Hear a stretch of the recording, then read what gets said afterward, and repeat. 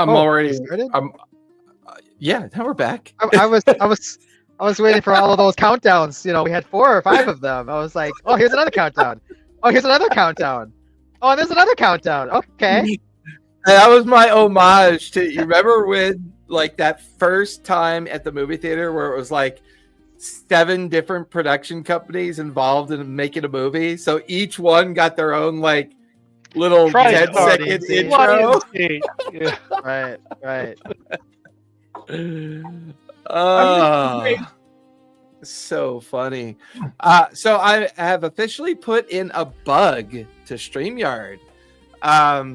Whenever I'm in their media assets tab, my camera gets choppy, but as soon as I'm not in that tab anymore, my camera gets normal. So we'll have to see what they got to do to fix that, but it is what it is, I guess. They came out with this new Mars thing, and it personally I don't plan on using it because I don't really care about screen orientation that much.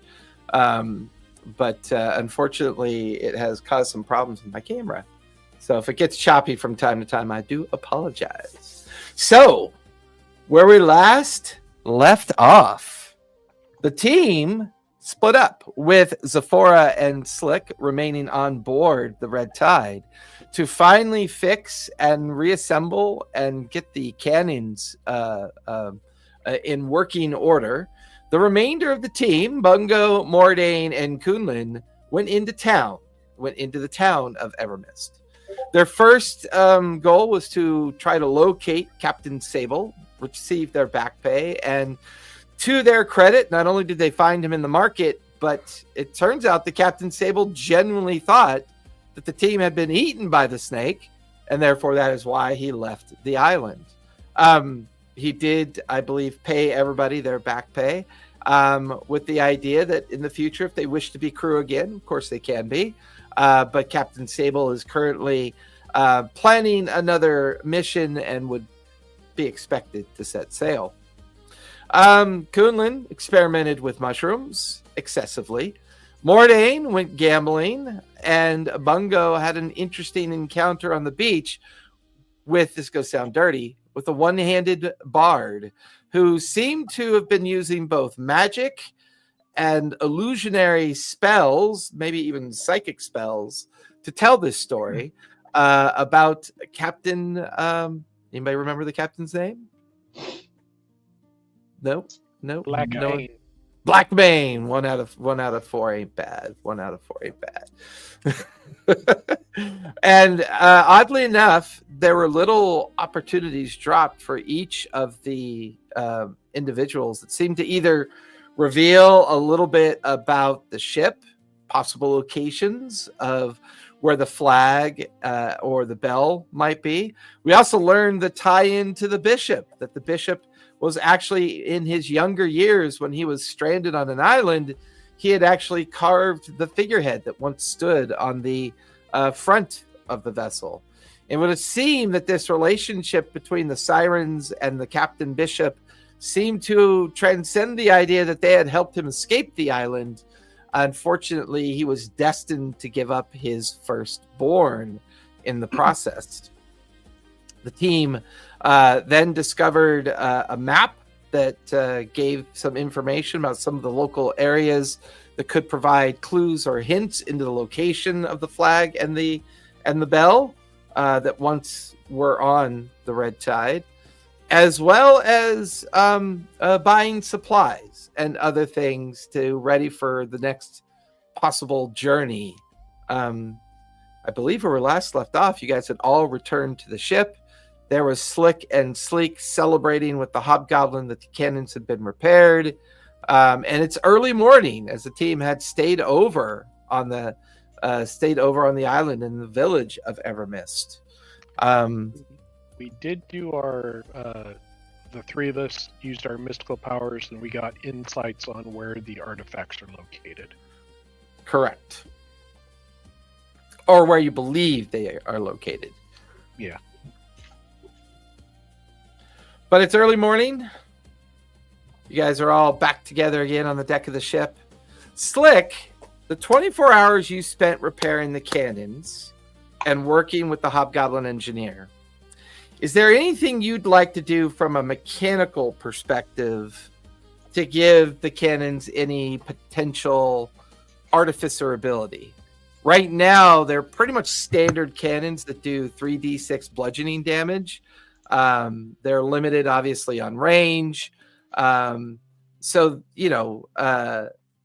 there's some basic stats for the cannons.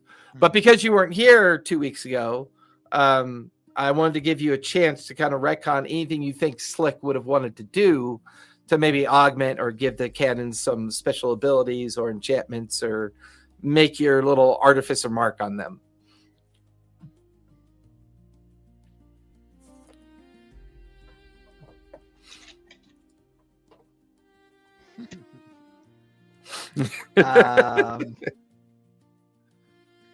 Can we? Let's see. What they're going to be used primarily for, like pirate ship battles? Primarily. I mean, technically, they're a weapon that's on the ship, and they can be used for any purpose, either battling ship to ship or potentially sea monsters or creatures or other things. Dragons. I don't know. Maybe something like so they stuns the enemy. Ooh, I like that one. Did we get enough cannonballs of the three kinds? The grape shot, round shot, and what do you call it, chain shot? No, at this point, you only have just the simple, basic cannonball, the bludgeoning. What about big powder charges to make the ship turn on a dime? I mean, that's something you could possibly look into, but I mean, that would be effort and take skill to do. Yeah, I like the stunning thing. Okay. How was I? Did I get to spend any time on the other cannons that are not called cannons? Oh, the mongrel, the mangrels. Yeah, because I was gonna spend time to make those load faster or something like that. Ooh, let's do that instead. So let's say you spent your 24 hours making adjustments and kind of changes to their reloading mechanism. So instead of currently their load rate is you fire with an action, you reload with an action, and then fire with an action. So we'll say you automated them, so they no longer require an action to reload. As soon as they fire, you set up this contraption that just allows them to reload automatically. But the person who's using the contraption has to roll a d6, and if you roll a 1 on that d6, it jams. Okay. That way you have a nice balance of it's no longer an action to reload, but because it's a contraption, because it's a change to the design of the equipment, there's a possibility it might, fail. Okay. But definitely will auto reload now. Sweet. Ooh, I should write that down. Other than that, you woke up this morning and the Hobgoblin showed you the finished repair work on the 4 cannons. 2 on the port and 2 on the starboard. Oh, I already have it written down. Okay, on the good. Mangalore to go from 2 AP to 1 AP. Yes. I think good. it was 2 APs to load and fire. Correct. Now it's 1 AP to load 1 and AP. fire. Okay. But whoever does it now has to roll a d6 to see if the reload mechanism jams. Okay. Mangalore. Roll d6. On 1, it jams. Got it.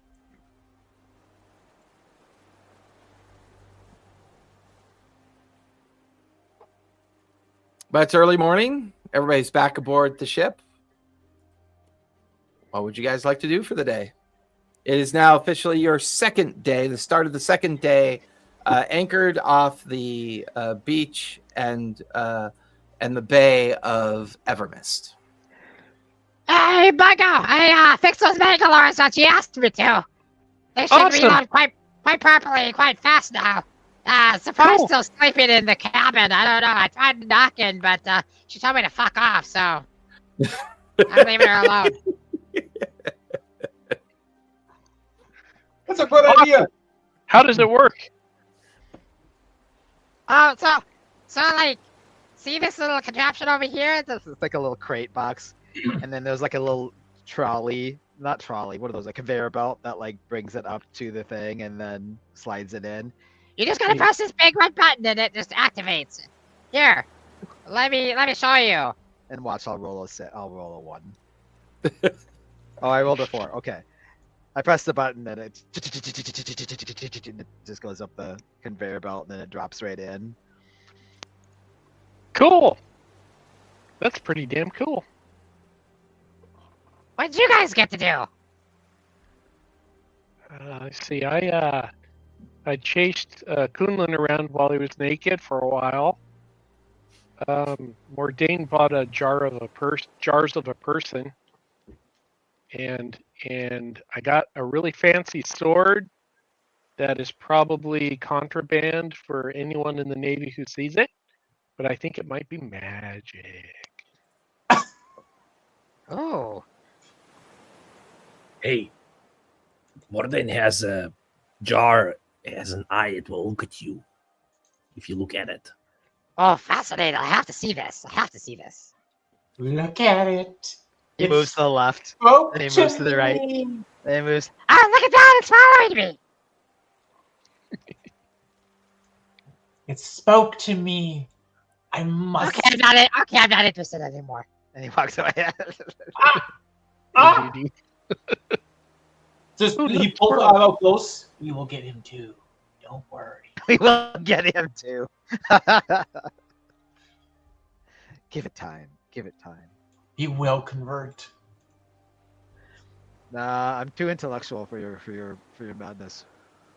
Intellectual Yep. for your madness. We also did get supplies for the trip, so or for the and all that should be in the process of being kind of brought over in small ships throughout the day to supply and prepare the ship for any future travel that you might have planned.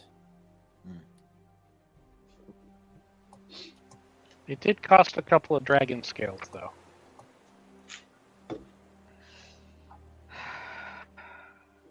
Just don't. But there's Just still, don't take my hoard of stuff.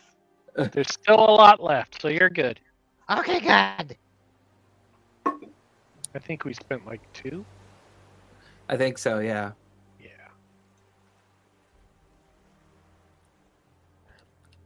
Anything Uh, else? Yeah. we Anything got that some- might be important to the story of what we're trying to do here? Yeah, I think we know the location of the 3 artifacts. I don't remember the name of the town, but the flag is supposed to be over here. And Mordain saw something about the figurehead, and Kunlun saw something about what's the third one? The bell. Or was I the bell and Kunlun saw the flag? I don't even remember now. Well, which one do you want to go for first? I think one of them is out of character. I think one of them is where we're going anyways, right? Hmm. The Well, you guys are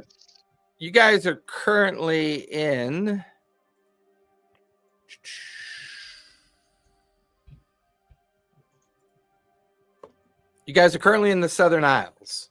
You're in the small bay outside the village of Ember Mist. I believe there was in your psychedelic journey.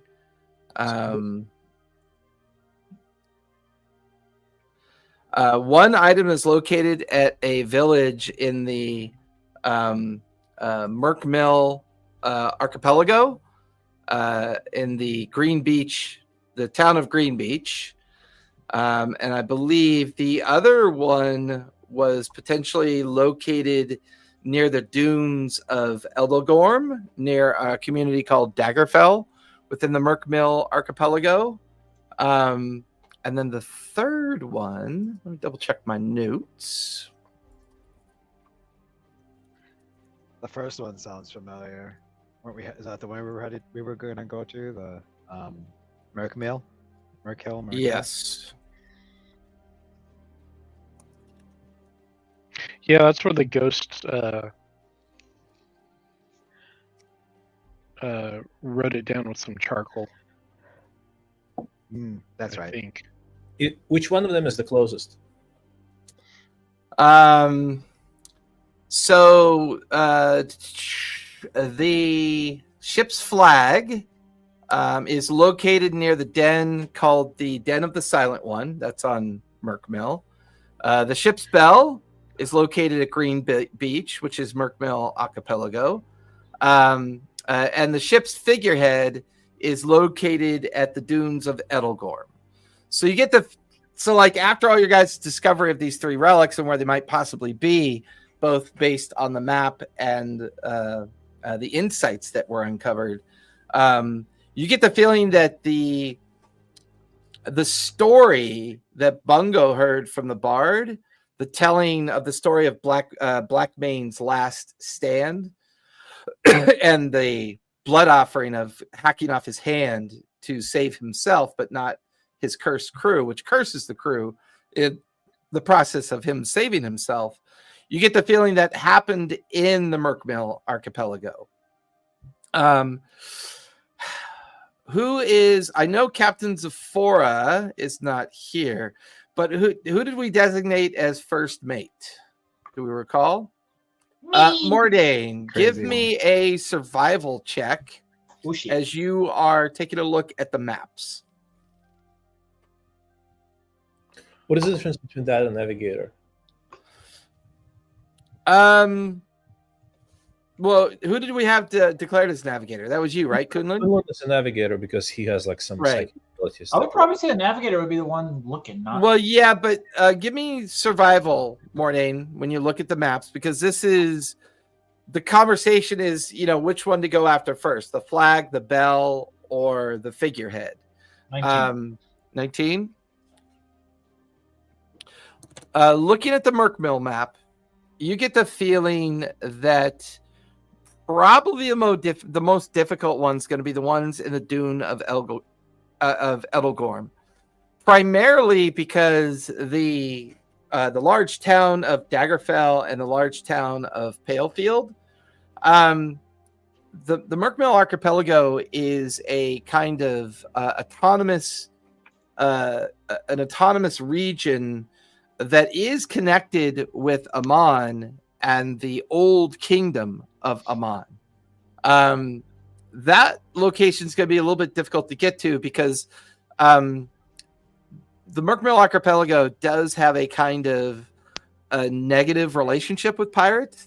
The communities of both Palefield and Daggerfell don't allow piracy off the islands, and they will actively pursue pirates. There is a small Emon fleet that patrols these waters. However, the small island in the archipelago, that's probably a good maybe 4 or 5 miles off the western coast, is the fishing community of Green Beach. You get the feeling that Mordain going after the device that's currently said to be at the Green Beach, which is the ship's bell, may be the easiest of the three choices. Kunlun, give me... You have advantage because you have navigational equipment, correct? Yep. You have tools, I think, navigational tools. And we've been using wisdom or intelligence for you? Wisdom. So... any skill that's wisdom based you can use with advantage to determine the charting of the course to the amount of time it will take to get to the Merc Mill archipelago. Medicine, no. Perception. Perception? Go for it. Natural 20 plus 7. 27. The Merc Mill archipelago, it will take about 6 days to get to. And right now you guys have purchased and are planning on loading on about 2 weeks worth of provisioning. There is obviously opportunities to provision in the Merc Mill as well. But by the end of day today, you'd have everything you need. And Kunlun, I'll say you spend a few hours in the morning charting the course. The only thing you guys don't really have is you don't really have like an alive crew. You have a ghostly crew that can do most of the function, but the challenge you have is they can't beat to general quarters. They can't take battle stations because the device that calls them to battle stations is the bell, and the bell is the bell? not which of those locations is the bell at? Green Beach, I believe. Okay, so I think we should go to Green Beach and get the bell. I think you're right. And we can probably try to like just stay inconspicuous till we do, or like try not to get in battle. Yeah, Makes sense. well, the Pirates ship looks that- like a pile of pirates crap. that I don't- don't think it's going to attack us anyways. Pirates that don't try to get into battle, that's kind of weird. That is Oh. weird. Hey, pirates don't- are opportunists. We'll take what we Pirates, can it's when we can and avoid fights. Right?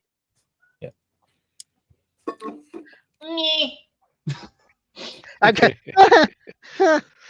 Okay, I we'll mean- avoid fights that we know we can't trounce people. Yeah. We're bullies. We're I like that. ocean bullies. Yes.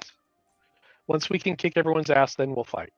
I thought we were trying to be bloodthirsty pirates on this campaign. Like I thought that we make bad decisions and we make like not murder hobos, but like we're Murder malicious. Hoboken.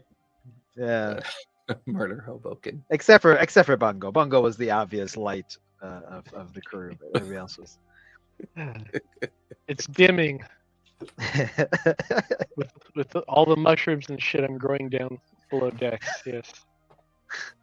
So, are there any other supplies we need to get before we leave? Like maybe what do you call them? How about chain mail? Chain what do you call? Chain ball chain? Chainmail? So, Voltron? Huh? Voltron. Like Are two you little talking balls, about two to balls take- connected together with a chain. Oh, and they take the mast spin. out, Yeah, Roll and up, roll something. rigging out? yeah. You use Bola, them. bola. Chain shot. Sorry, chain shot. You use Yeah. it to like shoot down enemies. Rigging Sails. and masts. They're rigging and sails, yeah. So if you're looking to overtake a ship, to board it, typically you use the chain shot to rip and tear into the mast and rigging to slow them down. As you're boarding the ship, you may tend to use grape shot to clear the deck of the ship. If you're attempting to sink a ship, you'll use a traditional solid shot. Yeah. Right now, you guys have 10 rounds of solid shot and powder for each of the 4 cannons that you have. Yeah, I would like to order a chain shot just in case we need to flee from some ship or disable it to be able to get better angle at it. I'd like to be able to do that. Okay. Quartermaster will go and see about it. So you're heading back into the tender to head back into town. Okay. Also get like some extra powder, maybe a few extra. Well, yeah, just extra powder and extra rounds of round shot for practice. I think we should practice a while. Let's see. Or can we, when they come to deliver stuff, can we just add to the delivery? I mean, technically, you'd want to negotiate with the smith because the smithy might be. Right. What was the hobgoblin, right? Yeah.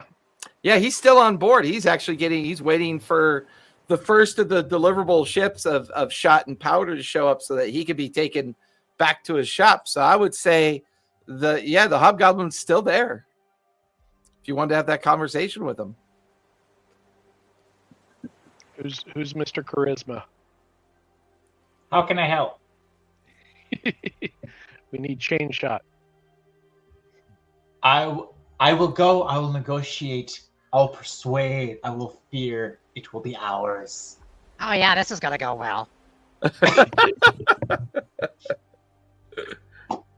Okay, so I'm gonna go up to going. Point to me. Point me in the direction. Where are you? Okay, I take him up. I forget the hobgoblin's name, but Sir Smith, I think we need some more specialized ammunition for the cannons. Someone said something about chain shot. The hobgoblin Hobart looks at you. Well, I've already provided you with solid shot and the repairs. I'm quite exhausted. Are you in need of additional ammunition then? Yes. That's what we need. Ammunition. Very well. Give me a moment. Particularly chain. Give me persuasion, if you would, please.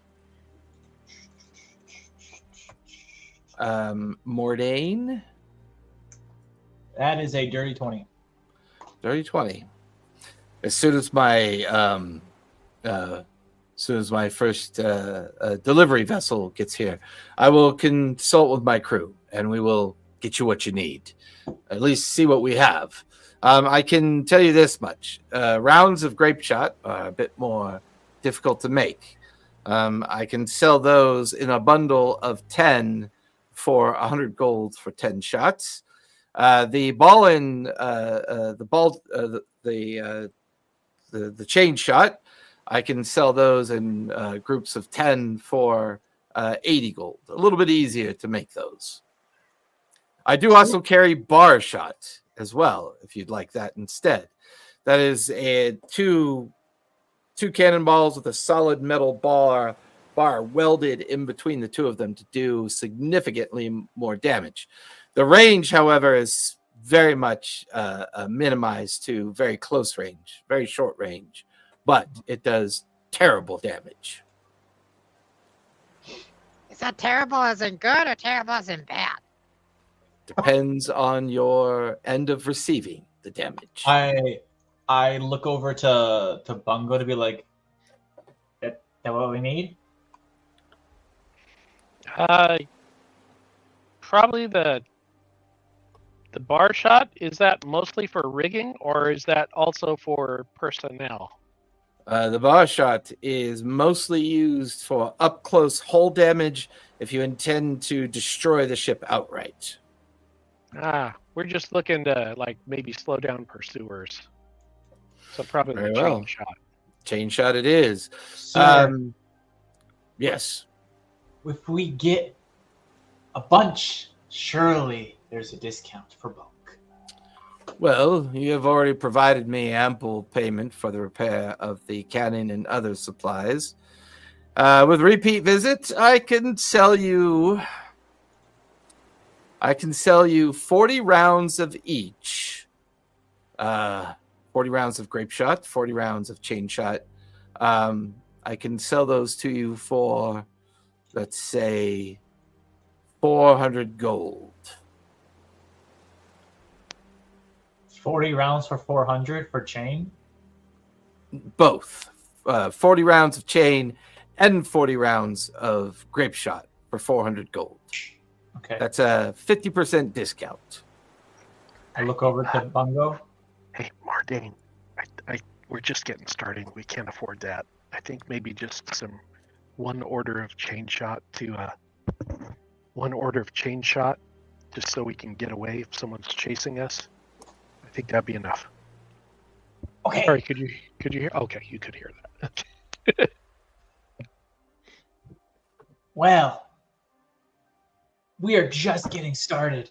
We were just hoping for... Don't start that way. Don't start that way.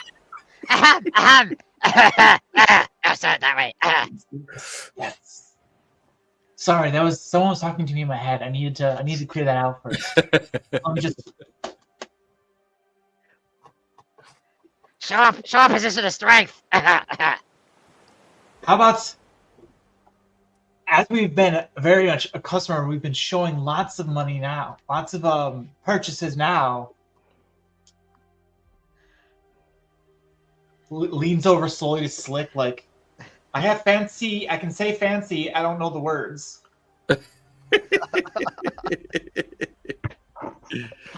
Surely, because we're such good customers already, there's a discount of some sort.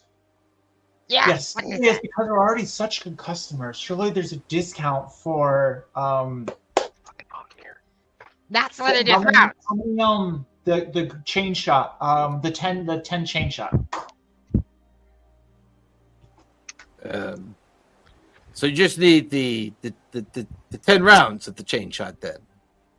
Yes. Ah, understood. Well, I can sell you the 10 rounds for 40 gold then. Originally it was 80, but I can sell it for 40. Damn. Well done. Damn. Right. Wonders we will return to use your ammunition for more plunder. Yes, these Oh, are things you should probably not openly admit to people that you've just met, but that's fine. We will Slick be rolls his returned to eyes, do more he good in the shakes his world head. and save children. Slick's walking away. No. Slick's walking away. Hobart just kind of like pinches the bridge of his nose. When the first tender gets here, I will secure this. Who's got the coin? I'll pay it out of party inventory. So you guys now have 10 rounds of chain shot. And I just go up and I give the guy like a big hug. And I'm like, thank you, you made our day. You're so wonderful. I mean, he's so visibly cringed by it. It's like he very well, of course. I'm not sure if you're aware as of I'm this. leaving, I grab his hand and I leave like 2 gold in his hand as I slip away. Oh. That will more than compensate for the cost of laundering your vomit out of my clothes. Thank you very much. You smell Wait, like obviously, sour. what?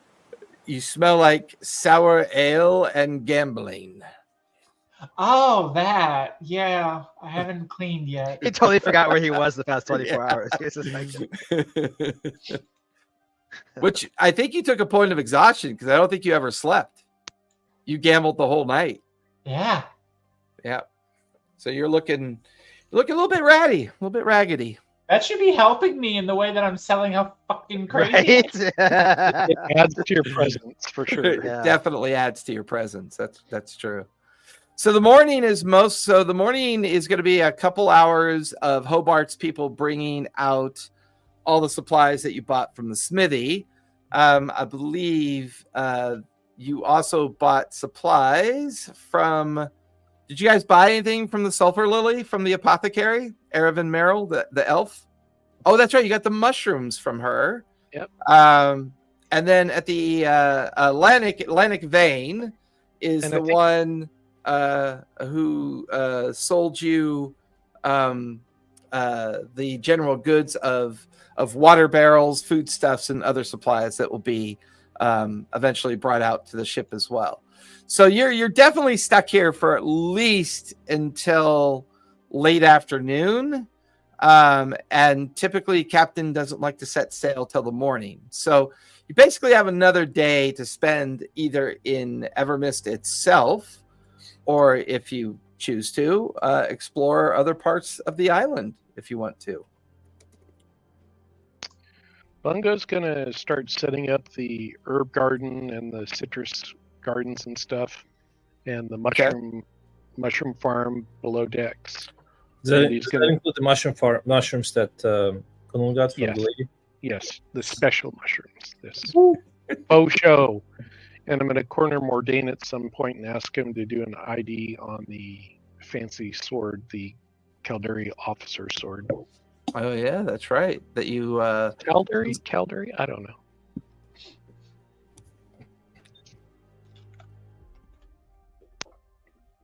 Anybody else? I need to get water magic somehow. Well, Bungo's going to be doing a lot of create water, so you can certainly watch. That's true. I need a trap. I need a trap for the trinket that I'm making you. Cool. So yeah, I'd say as long as you're assisting or participating in Bungo's creation of water to stock all the water bells, I'll say that you're watching him do that. You kind of like capture little vessels full of the magical water that comes into existence, and you now have give me a d6. Roll a d6. We'll see how many uses that you capture. 3. Yeah, you capture 3 uses of magic water that you can use in your tinkering. Cool. Getting closer. Did we lose Kunlun altogether? Yeah, he'll be back. He always hotkeys something, or the gerbil has to be refed to power up his computer again. All that fun stuff. Gotcha. He loves it. Yeah, Kunlun loves gerbil, like, using. uh-oh. Kunlun loves using his ColecoVision. So My what? his TRS-80. His TRS-80 has to take a break every like 30 minutes. Have to wind it back up. He's got one of those big winding keys. He's got it hooked to a single wire to a Model T. Martin, what's your magic? Like, is it chaos void? Like, what would you call it? Because I know I took a sample of your magic, but I don't know what to call it. I would 100% say chaos, because Chaos? this dude is chaos. But I would say,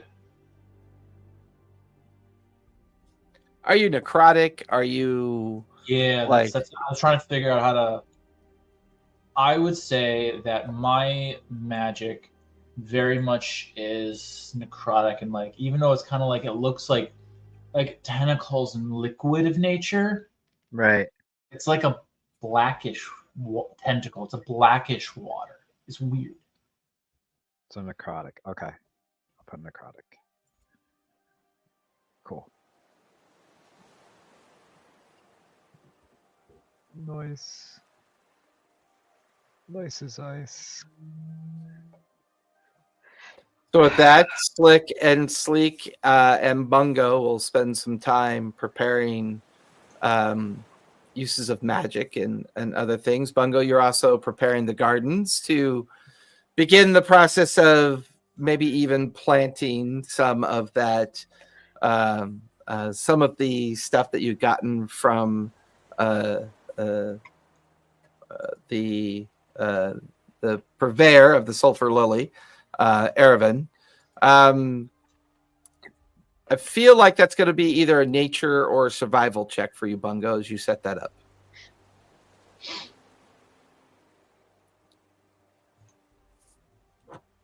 Ten. 10. You do a commendable job, like a good enough job to like get things started.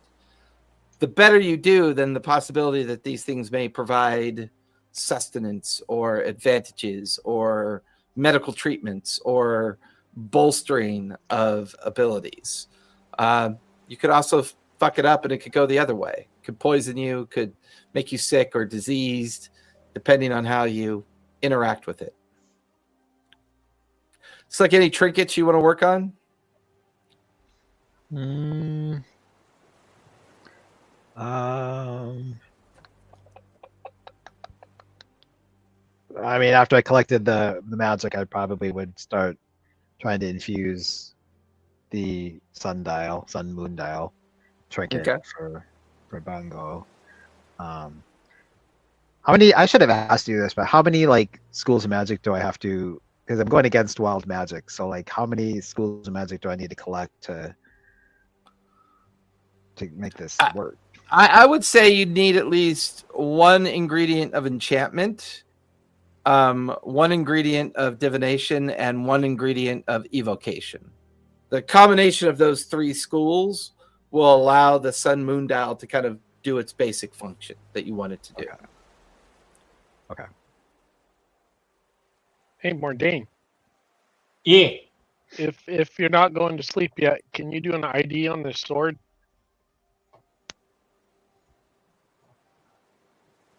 I don't lose my brain, my mind.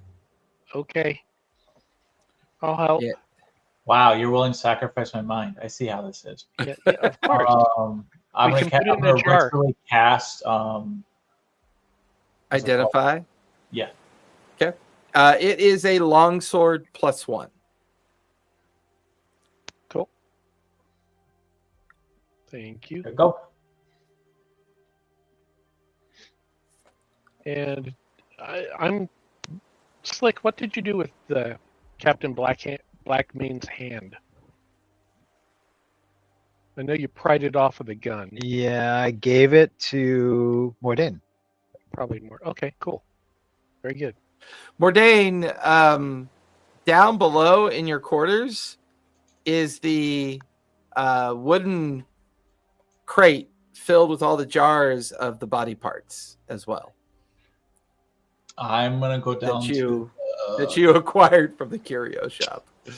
I'm gonna go down to the jars and I'm gonna commune. As you can hear Slick working down in the lower hold at the workbench, you can hear Bungo setting up the little garden area both on the main deck and the kind of mushroom buckets down on the below deck. The only other thing you hear is from time to time Kunlun coming into Bungo's area and saying, "Are you done yet? Are you done yet?" And then leaving, realizing that there's no mushrooms yet. Well, I'm going to help Bungo with the mushrooms to make sure it's done. Okay. Gotcha. And well, since you said you're going to help him, Bungo, you originally got a 10. You can roll again because Kunlun would give you advantage at that point. Ooh. Then that would be a 25. Ooh, much better. Slightly.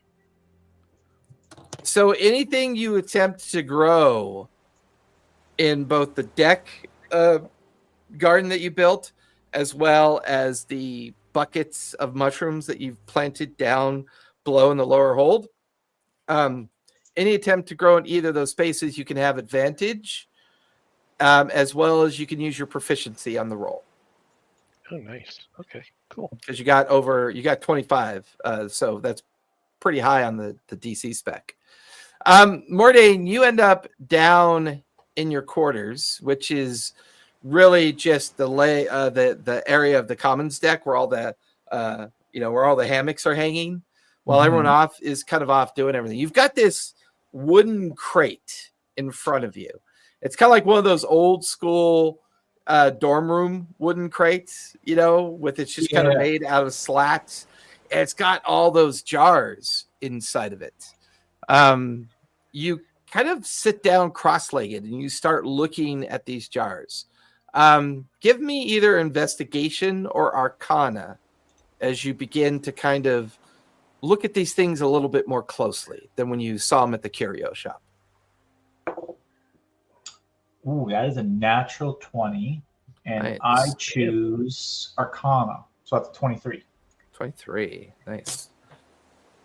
There are 3 distinct things that you notice. One, the edge rim of the metal plate and kind of strange substance that has the jars sealed. You can see very detailed magical invocations on the ceiling of the jar. You also notice that the liquid inside the jars is kind of murky, but probably liquid that an alchemist would have had to make to kind of preserve whatever's inside the jars. The jars themselves are kind of made out of a strange kind of hand-carved kind of ceramic, but it's so finely kind of made that the jar itself is just translucent enough, like just visible enough that you can kind of see what's inside the jar, but not a lot of detail of what's inside the jar.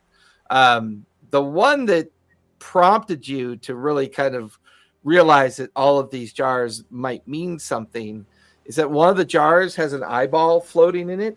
Mhm. And you remember that eye kind of pivoting on its own ability and kind of its iris looking at you and kind of dilating when it saw you. So you get the feeling that something about all these jars might be interconnected with each other, because one jar has a foot, another jar has a hand, another jar has like a liver, the heart, there's enough jars here that you have like maybe the 75% remains of some kind of creature or humanoid. Marvelous. Okay.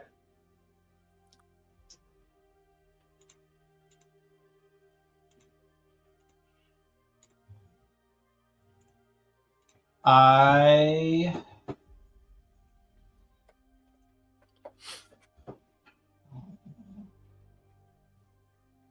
okay. So made us some humanoid.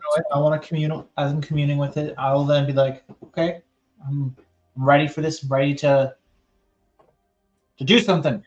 But also, it's time to sleep. So night. Yeah, you kind of put all the jars back into the crate, crawl up into your hammock, and just kind of ball up the blanket, put it under your head as you begin your long rest to try to get rid of that point of exhaustion. By late afternoon, all the items have been delivered. The barrels have been delivered. The water has been restocked. All the provisioning is pretty much done by late afternoon. Mordain, you can go ahead and mark off a long rest, because whenever you guys take a short rest on the Red Tide, you automatically gain a long rest.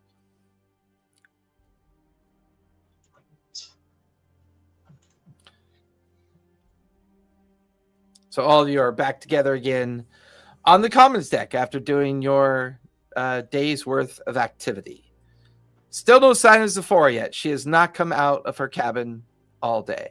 You have maybe about 3 hours until sunset.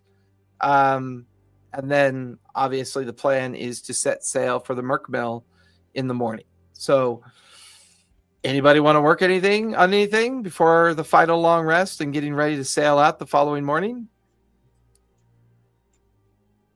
I'm gonna talk to the ghosts. As soon as the sun sets, the ghosts do typically come out to wander. No one really sees them as well as Mordain does. Mordain's the one that usually sees them.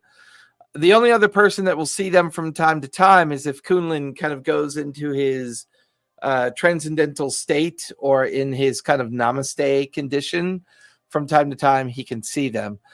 For you, Bungo, whenever you try to interact with them, there's physical changes in the environment. Either a piece of chalk is used to write on the wood, or a door opens and bangs, or you might hear voices on the breeze of the ship.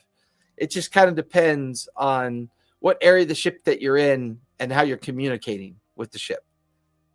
I'll just keep up a running dialogue, just assuming that there's probably one nearby. Okay. And I'll let him know that if anyone wants off the crew when it's time for me to expire, I'll take their place. Oh, interesting. Give me a persuasion check on that one.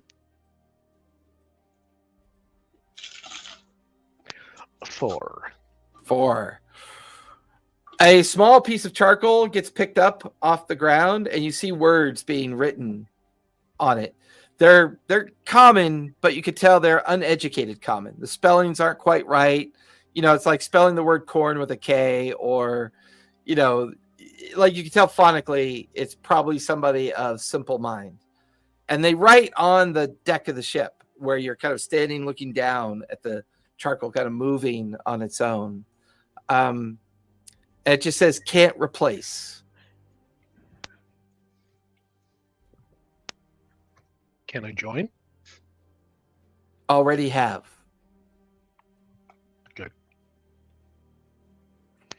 All right, and when I make dinner for everybody, I will include some stuff for the crew. Oh, did we get a still up? I don't know if that's been worked on yet. Then that's Yep. what I'll be doing as well. Okay. All right. Go ahead and give me a D8, if you would, please.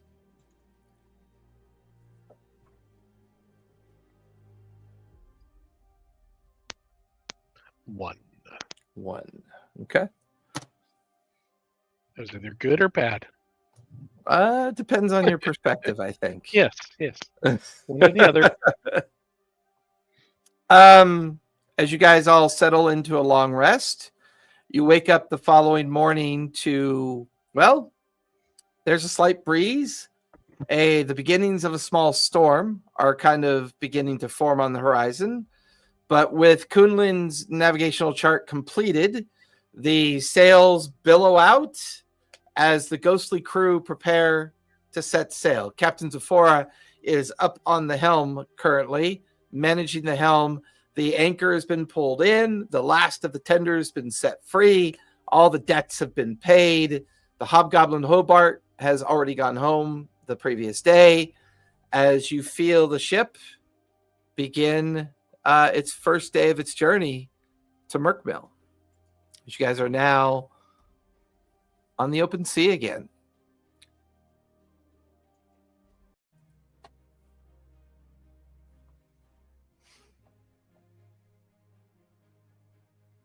So we set the course for the archipelago, right?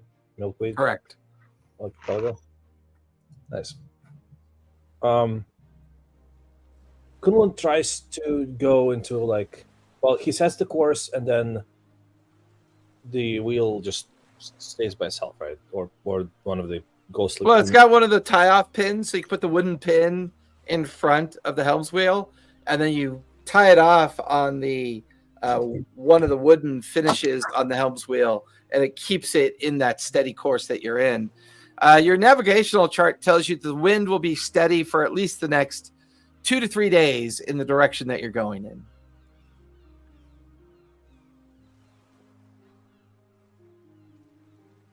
Okay, so Kunlun tries to kind of meditate on to see if he can get a sense of weather conditions, miles around, to see if there are any storms coming, if there is a good wind coming, stuff like that. Yeah, give me a nature check on that one. I think 13. What'd you get? 13. 13. As you kind of sit there in your meditative state, kind of using your spiritual release out into the vastness around you. For the next 3 days, the weather looks windy, chances of rain, but definitely sailable. Nothing too major on the horizon.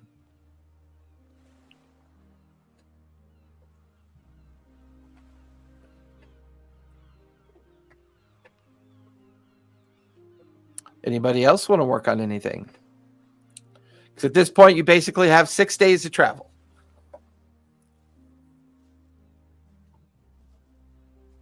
Or the nooks and crannies of the ship. Ooh, give me investigation, Mungo, as you decide to search the ship even more than you have previously. 11. This ship is a hodgepodge of both the current repair work that had been done where you found it, as well as kind of old portions of the ship from its original construction. Obviously, you're capable of revisiting where your name appears on the wooden paneling of the hold. I'm going to assume that's what they meant by I already joined. So, yeah. Yeah. You kind of examine. It's like the writing on there is almost identical to the writing style of Blackmane's carving that's in there as well. once again, giving you the feeling that the ship itself has a sense of not necessarily consciousness or sentientness, but just this kind of like the ship and the crew, they share a curse together. Like their curse kind of coexists because of that story that you heard about Blackmane. That whatever oath he took that day to save himself, it obviously cursed both the crew and the ship at the same time, almost as if they're a symbiotic kind of existence. I'm going to start my own little ritual of donating 1 HP of blood per day to the ship. Where would that happen? Where would that happen, do you think? What part of the ship do you focus on? As close to the keel beam as I can get. Okay. Go ahead and give me a sleight of hand for that, if you would. Oh boy. I cut my hand off. 12. I hit a tendon. Yeah, my eye. That's a miss. Anybody else want to use the? And we'll say we'll give it a bit of a time dilation. So we'll say during the course of the 6 days, you could extensively work on things or do whatever as part of your downtime.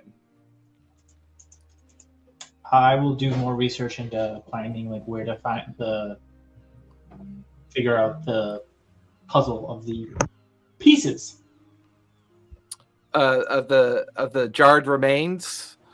Yeah. Yeah. For you, Mordain, it's a mystery because this is both magic and an obvious outcome for somebody that something didn't go so well. Either this person was punished and therefore trapped in these vessels, or this person came to being by being trapped in these vessels. Either way, give me an insight check as you spend some time trying to figure out or understand what might be going on.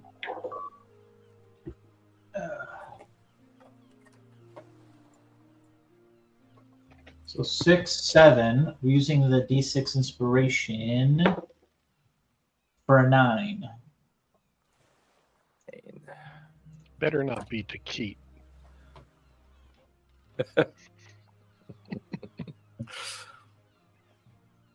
This is definitely someone of human existence. You recognize certain body parts. The magic used to seal these jars is definitely radiant magic. Whoever did the work would probably be a cleric or paladin of significant power. And you also notice little invocations within the magic that tells you it's probably a cleric of Selûne, the goddess of the moon. Ah, okay. Okay.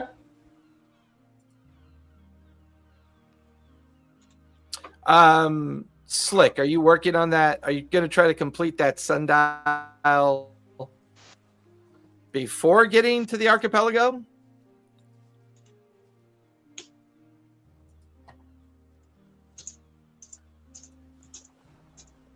You're on mute. Can't hear you. Still can't hear you.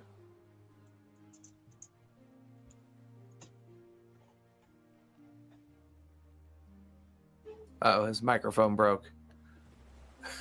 Hi, I'm Slick, and I think... Sorry. That's the best meta ever, Bungo.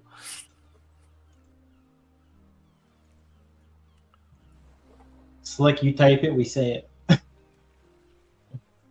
Oh, your headset died. Gotcha. You type? So you can hear me. So what would Slick want to do to get that device up and running, do you think? feel free to type that out and we'll make some rolls.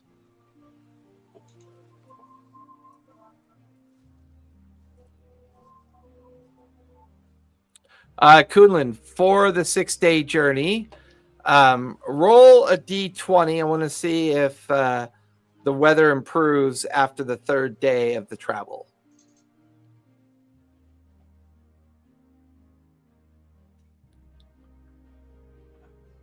Sorry, I'm rolling what? Roll a d20 for me.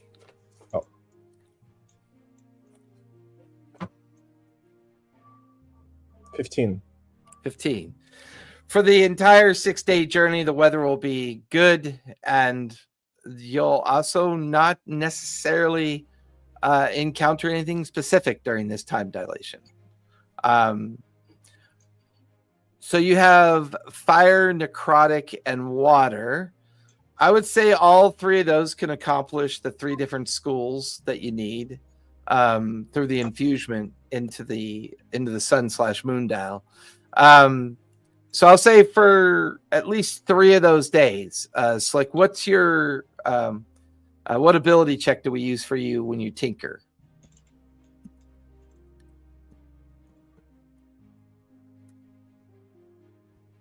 Wisdom. So any of your wisdom-based skills, and I think you have to no, just straight. We've been using straight wisdom. Oh, int. Gotcha. Any of your intelligence-based skills, you're free to use.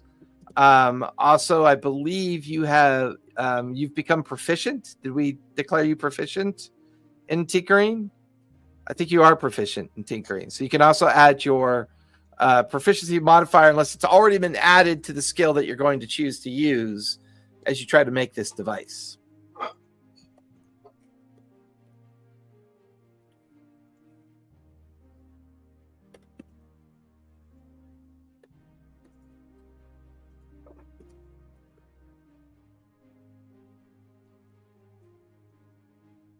You're gonna have to do better than that, Slick.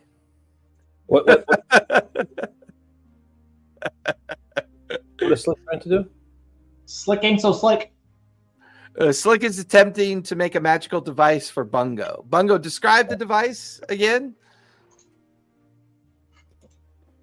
Wasn't it just something to make it easier to not have to turn into cheese? It's a sun and moon dial. I think it was a device to make it easy to give you survival advantage, or to give you to counteract wild magic. That's right. Yeah, that's what I thought. Which Cool. essentially will eventually give you advantage on your spellcasting rolls. Nice. Powerful, overpowered. Well, I mean, but Slick is trying to make it, and so far not having a lot of good luck building it. Dude, I'll say because of that 10, you neither gain nor lose anything in the attempt. So you're kind of, you're just kind of having days of work where it's like you almost get it and it almost breaks. You almost get it, it almost breaks. But you're just struggling with the engineering and the sense of what the device should look like and do.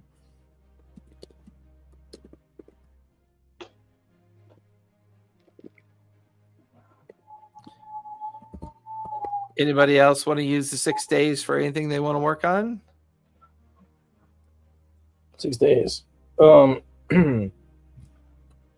would practice some of his martial arts. Yeah, roll inspiration for me, Slick. What are you trying to do, Kunlun? Practice martial arts. Ooh, what are you going to work on? Are you trying to be faster, trying to be stronger, trying to be... Maybe trying to be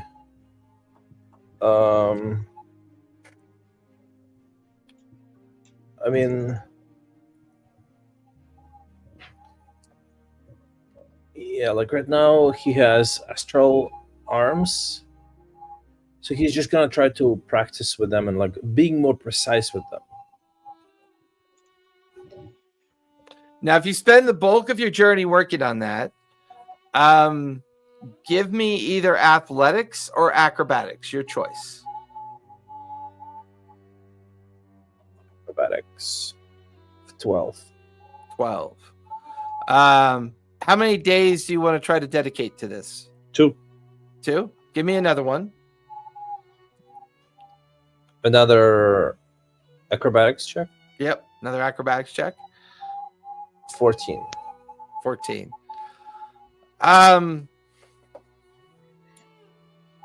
While you're pretty skilled, and the practice that you do on the ship keeps you skilled, the limitation of those that can help you either practice or to learn, there's a limitation here. You don't really learn or gain anything through the 2 days.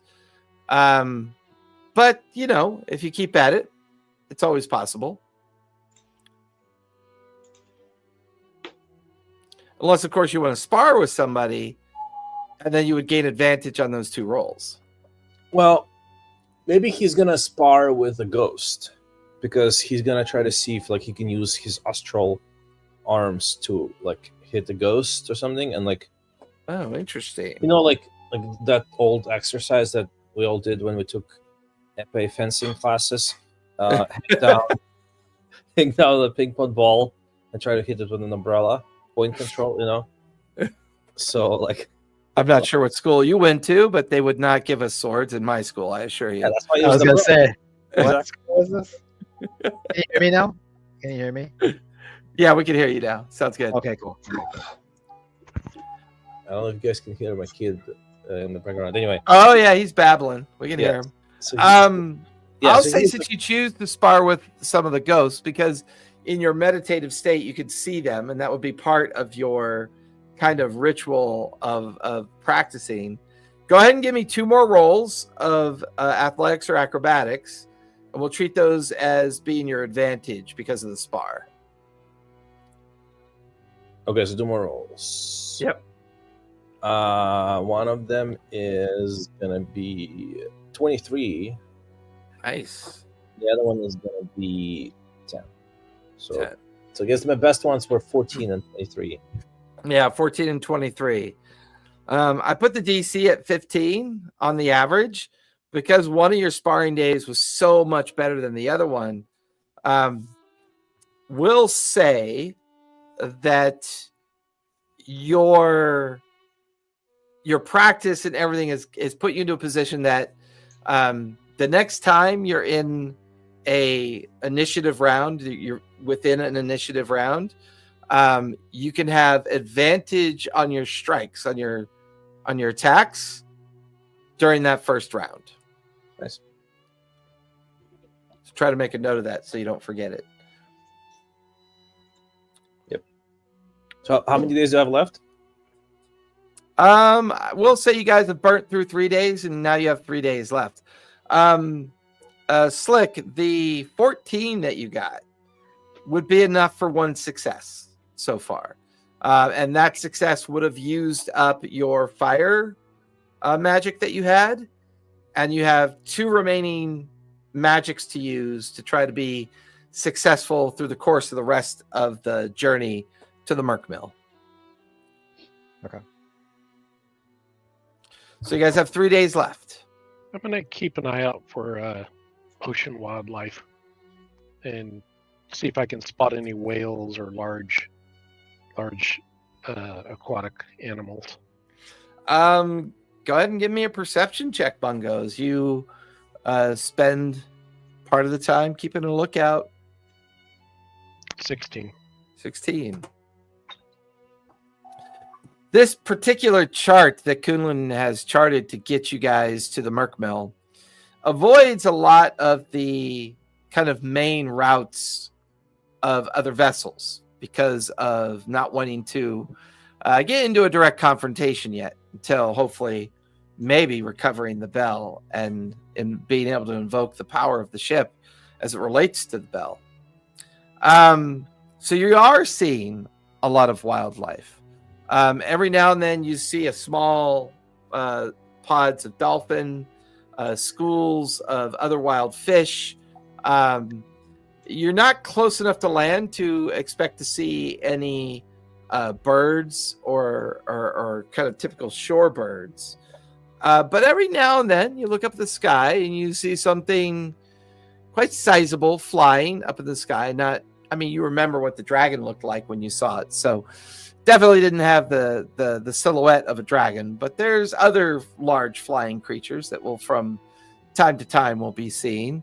Probably the most interesting thing that you spot off the starboard section of one of your fifth day of watch is a massive the massive remains of a large whale.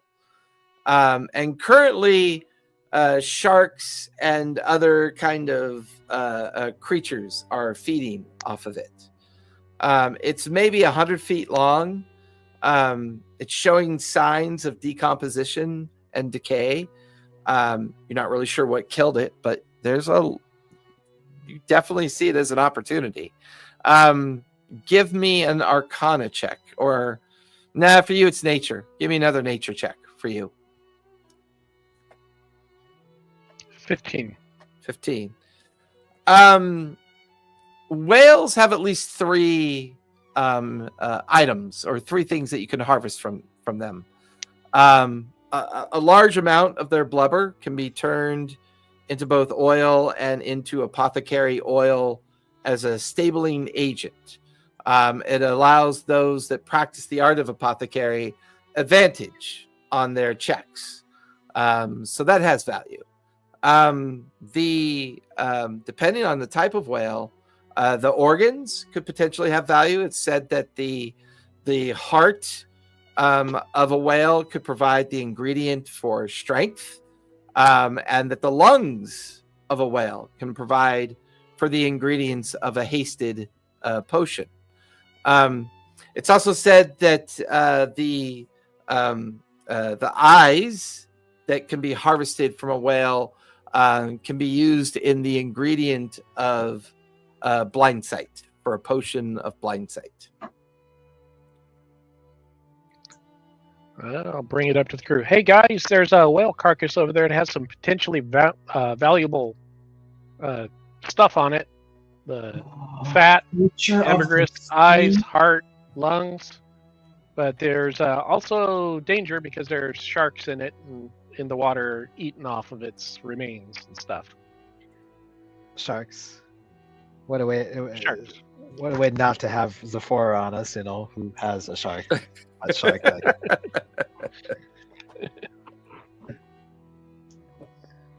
No, that was the other crew.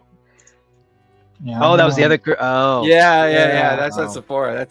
That's the ultimate bad guy crew. They're real baddies.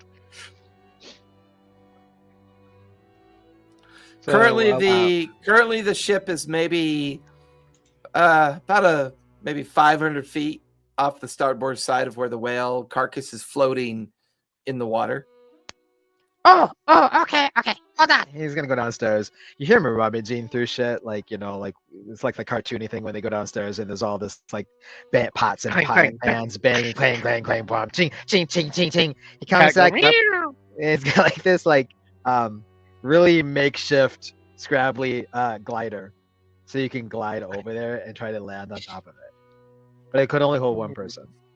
Oh, I love it. What do you guys think? Do we want to risk it? For the biscuit. Risk it for the biscuit. Risk it, biscuit. Oh, wait. Okay. What about biscuits? You're not sharing biscuits? How dare you? Cherry biscuits. Whale biscuits. Oh, whale biscuits. Oh. Martin, this feels like something you should do. Or Kunlun.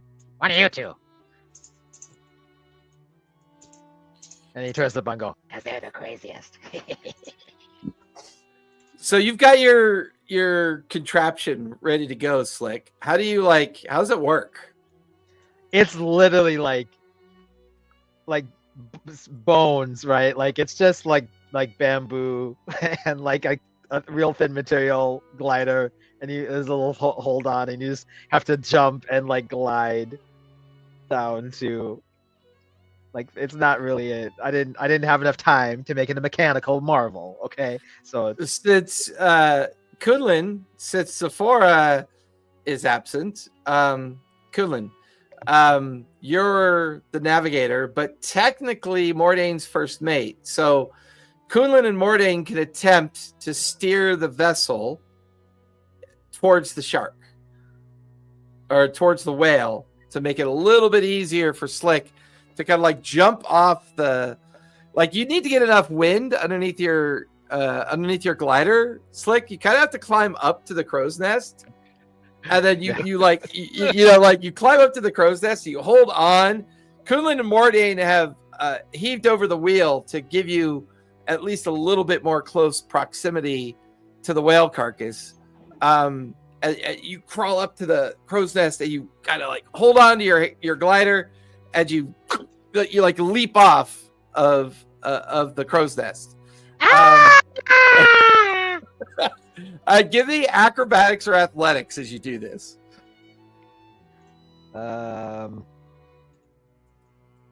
Acrobatics. On a side note, Oh, we can just lower one of no. the boats and row over to it, right? That's a 4. A 4. You guys watch as soon as like Slick jumps off the crow's nest, he starts gliding.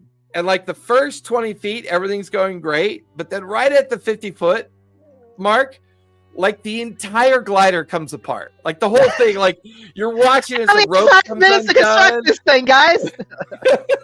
The bamboo comes undone, and he's like partially hanging on, and the thing just and sploosh. Ah, fuck! Guys! Ah! He goes to enjoy the ocean. Who would want to fly over the ocean rather than swim through? Shut up, Marky! Get me out of here! Like Mordane's leaning over the railing, like just totally envious of Slick's plunge into the water. Why do I always pick characters that hate water? I don't understand why I do that. Goblins and water, not good.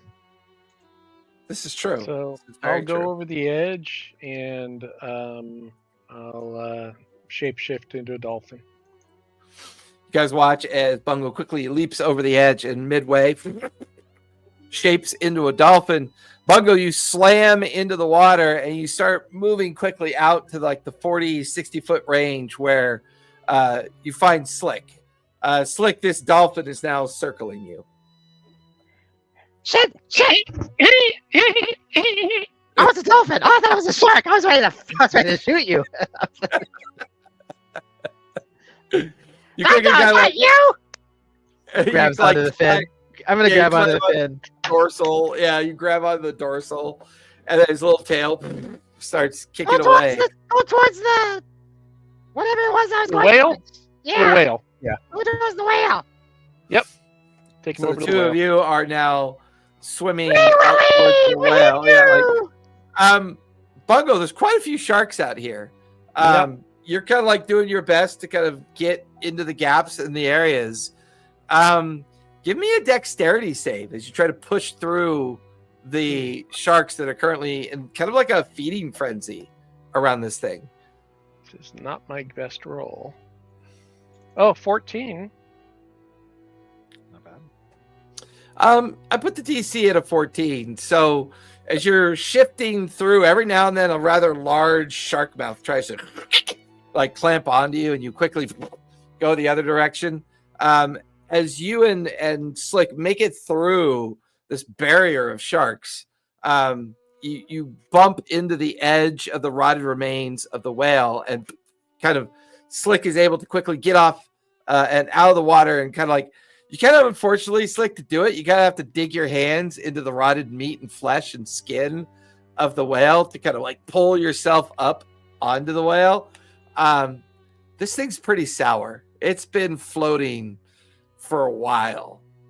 You can see where I need a Constitution save to see if I pass out. Not necessarily pass out, but you can give me a con save to see if you throw up. Because it is pretty. It's pretty rank. It's pretty rank. That's a 14. 14.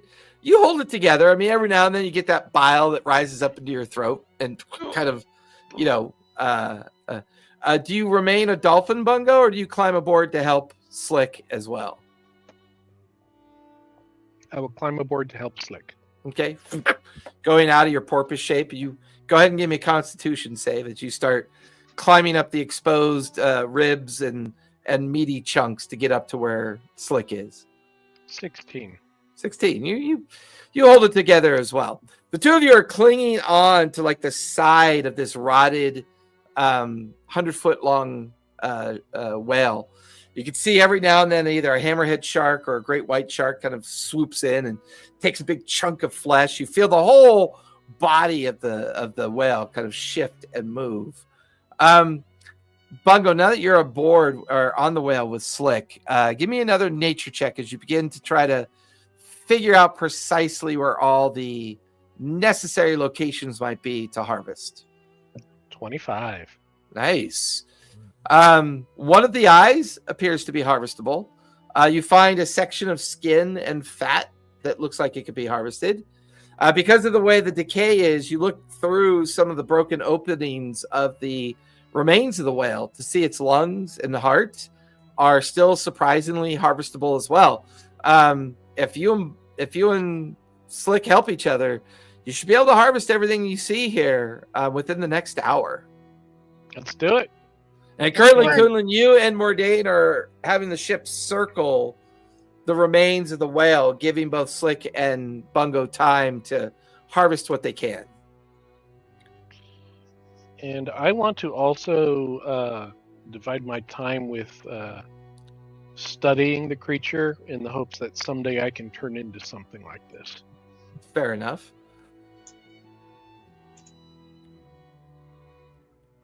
The hour goes by. Mordain and Kunlun manage to stabilize and keep the vessel circling slowly. Eventually, you guys harvest a very large heart, a very large whale lung, maybe about 50 pounds of whale fat, as well as you harvest quite cleanly one of the eyeballs of the whale. How do you guys want to try to get this stuff back, though? And Kunlun and Mordain, you could see that their work is successful. You could see them like on the body of the whale now, collecting everything that they harvested. But even you pick up on the fact, Kunlun, that they have no real way to get it back to the ship. What about the tender? Can Kunlun steer the ship towards them? I mean, at risk of running into the whale and damaging the ship, do you want to attempt to come up broadside alongside the whale so that you could just drop ropes down to them? Is that what you want to try to do? Maybe. All right. Let's open up the guidance. Guidance. Well, I mean, he's got to get there close enough to be able to do that. All right. At the last second. No. What? All right, so Mordain, you're gonna have to help Kunlun with this because technically you're the first mate, and Kunlun's gonna provide advantage for you. So Mordain, give me a charisma check, if you would, please. A charisma check. Yep.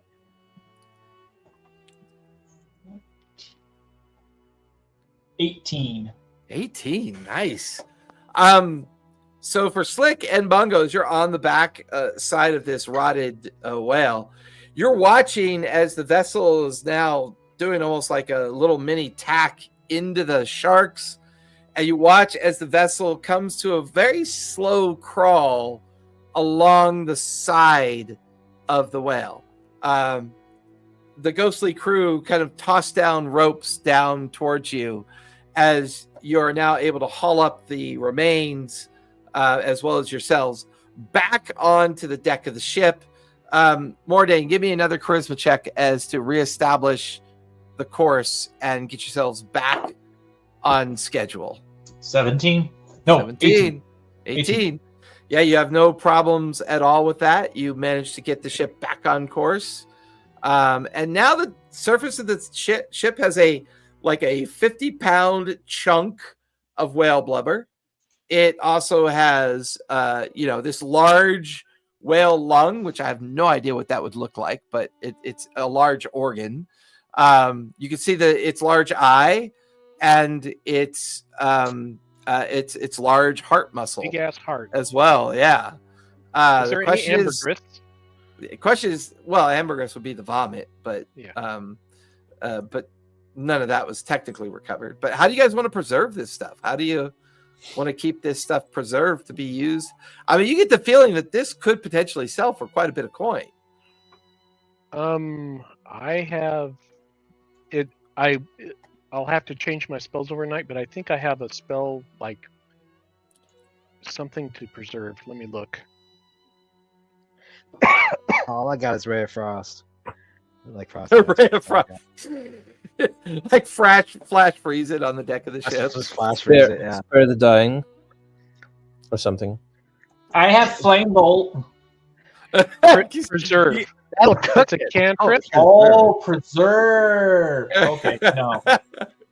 Mornade's over there preserve like it. cooking a little piece of blubber. It smells great. Just this like this Japanese style, kind of teppin style. Smells awesome. I have preserve. I'll swap out one of my cantrips, and it's only 5 pounds at a time. So, and it lasts for 12 hours. So I'm going to have to be constantly doing it. Yeah. The other one I think is what's the other spell? Gentle Repose or whatever. Yes, Gentle Oh. Repose is the other Oh. spell that actually will last up to 10 days if you have that one. Will that work on a corpse? Sure, why not? I mean, it'll work on the organic material. I mean, it's a little bit on the creative edge, but I don't see why it shouldn't work. Do I have? I should have it. Gentle I'd like- Repose is typically, I think, a cleric spell, I believe. I think so. Let me look. I've seen it. No, I don't have it. Yeah. But your little cantrip, just expertly managing that cantrip. And I'd also say with Slick's Ray of Frost, you guys kind of, create this little refrigeration unit. There, you just can't. You gotta I do would every time.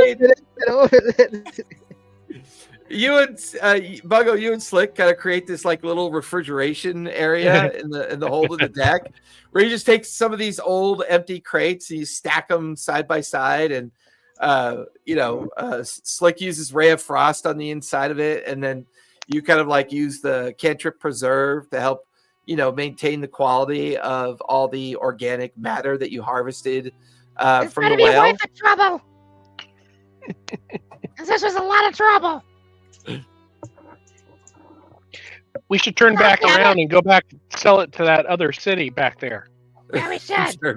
Turn back around. We gotta go back to the drawing board and figure out how to do a goddamn glider. That thing was stupid. Is the ship still next to the whale? No, it's already back on its regular course. Okay. Unless there was something you wanted to do before leaving. Yeah, Kudlin tries to see if he can like release the soul of the whale gently, and also like maybe like merge with it during its release to see if it can learn any kind of qualities or any kind of like, What are we using for your meditative state? What check is that? wisdom. Wisdom. Yeah, give me a wisdom check on that one. Thank God, I thought he was going to go for some whale poop. Ah, shit. Never mind. Never mind. What'd you get? Natural 1. Yeah, He like did go for whale poop. so. Like as the ship is alongside the whale carcass, and Slick and Bungo are kind of like getting on board. You take a moment to stare at the whale and you try to connect with it. There's a large kind of popping noise as the second lung kind of releases, and You just watch as the whale carcass just starts to submerge and then disappear into the briny depths. No connection, unfortunately. Oh, that's pigeon noise. Yeah. It's pigeon.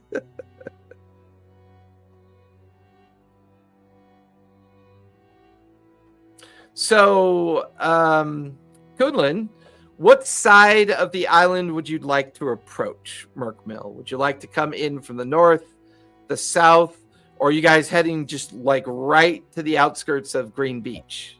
Well, it's like the Bean Beach is like itself. If I remember correctly, I closed Discord, but it's like on the eastern side of the island. It's like on its own little island within Right. the archipelago. So it's on the eastern side. So maybe let's see if we can find like a natural I don't know. What do you guys want to do? I mean, I would say maybe let's find a cove, and instead of just like going like right there, not to rouse suspicions, let maybe try to dock somewhere Not the else. pirate averse place, is it? The Green Beach is not. It's on its own little island away from the rest of the island. The main island in the archipelago is definitely pirate averse. Maybe we can pretend that we are whale traders, and like, how would they know we're pirates?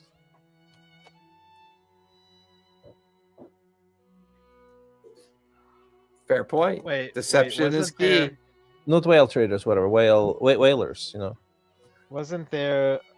I watched the recap from last week or the last session. Didn't the captain say that the red sails was pretty well known or identifiable as the Red Tide? Yeah, it's a pretty well-known pirate ship. Yeah. So I mean, just the Tide's fact that been we've got missing red forever, sails. right? What's that, Bungo? Well, the red tide's been missing for years and thought it was lost. That's true. That's You true. don't have to say where the red So tide it could be a balance. No, of, no, because- no. I'm saying that's a pretty identifiable. Yeah. It could be like we're oil traders that we're the Red Tide 2.0, but we're not pirates. We're oil traders. We're the red whalers. We're the Red Whaler. But do we have like?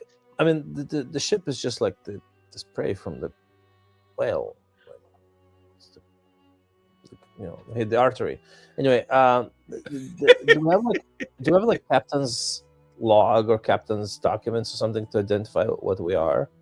Well, I mean, Zephora like created some fake logs and documents that she ended up giving to that one turtle. So you could always just forge. Somebody could try to forge documents and put together a fake one.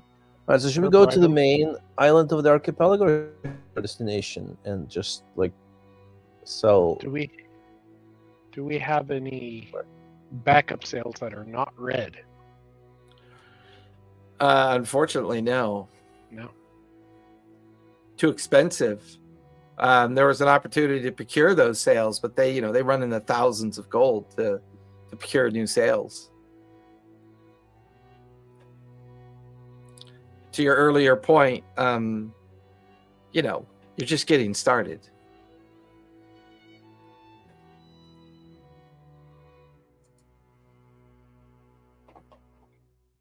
I mean, parking it somewhere where it's going to be safe sounds like a smart idea if the land. isn't Or we good could, yeah. for pirates. But yeah, we're not going to be able to move this shit. It's too heavy. Well, I Not mean, it's lit- 50 not literally pound. park it. Yeah, I mean, it's a 50-pound kind of slice of blubber. There's the 10-pound chunk of the whale heart, and the 10-pound lung, and the 5-pound eyeball. The question is, do you want to take on the risk of deception and try to sell the parts in a major community of Merkmill, or I have a sell negative directly London deception, just so you guys know. So I can't Green do any Beach? talking. Are we at Merkmill or Green Beach? Merkmill is all of the islands are called Okay. Merkmill because it's an archipelago. The island of Green Beach, which is signified by the small community that may be on that island, is a good 10 miles east of the main island in the Merc Mill. And that main island is the one that has the two large communities it's an autonomous island that does have some connection to the old kingdom of Amon, but it's mostly an autonomous region. So far, you're going to arrive the next day, and you've not seen any other naval vessels so far, but that will probably change by tomorrow morning. What do you guys feel about anchoring out pretty far out at night and lowering the sails and then taking the rowboat in with the blubber and heart and shit? Are we at Green Beach? Is that what we're approaching now? Not yet. You expect to be in that area by tomorrow morning. Okay. Well, our main goal is to find the bell and the flag. Correct. And supposedly the figurehead's there in the region of the dunes as well. Yeah. Let's go for the bell first. And yeah, we can find we have a rowboat, right? You have a tender, yeah. Yeah, we could find a secluded spot and then row into the town.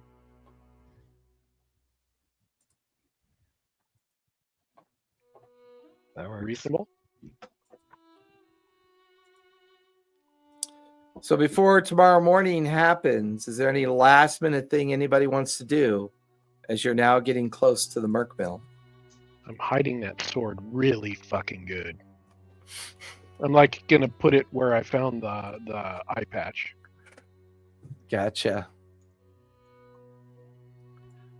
Give me you give me stealth or deception. That'll be the DC for someone to figure out where it is. Deception. 7.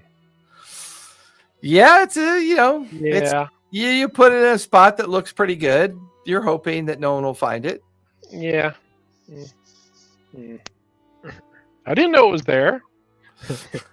Most people's passive perception are above 7. Exactly.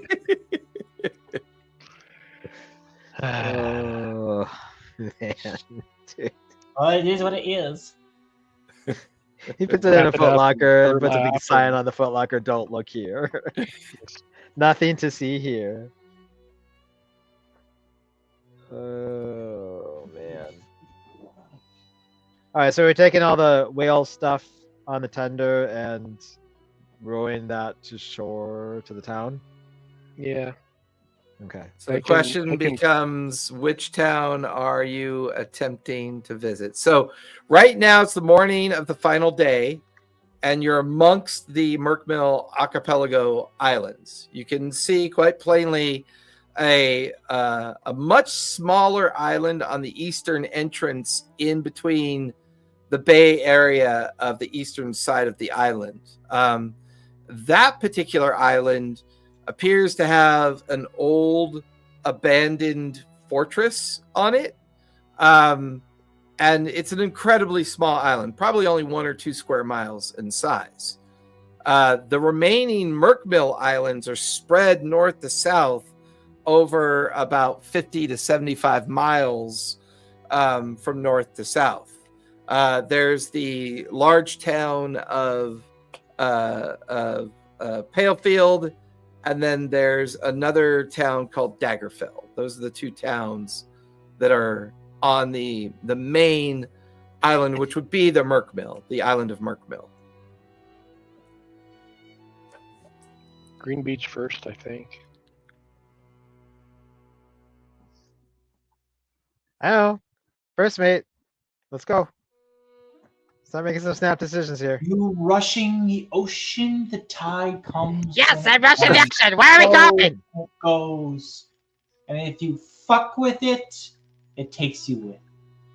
I just spent an hour carrying blubber and fat. I'm tired and I'm cranky. Where are we going? That way. Hey, which way is that way? That way, he just the finger down to make look down. Oh my god, I think I'm gonna go into the cabin with Sephora, for God's sake. I can't. Jeez.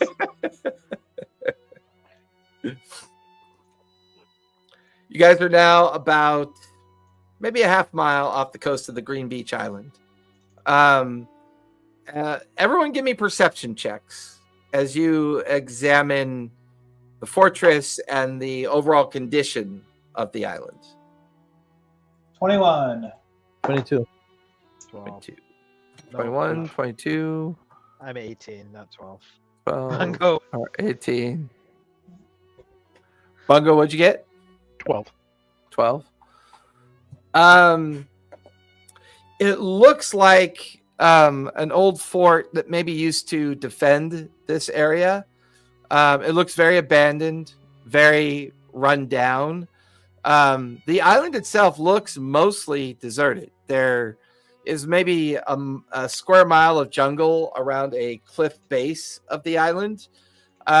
You hear the anchor get released into the water as the crew kind of stabilizes the ship. The tender is put over the edge of the railing.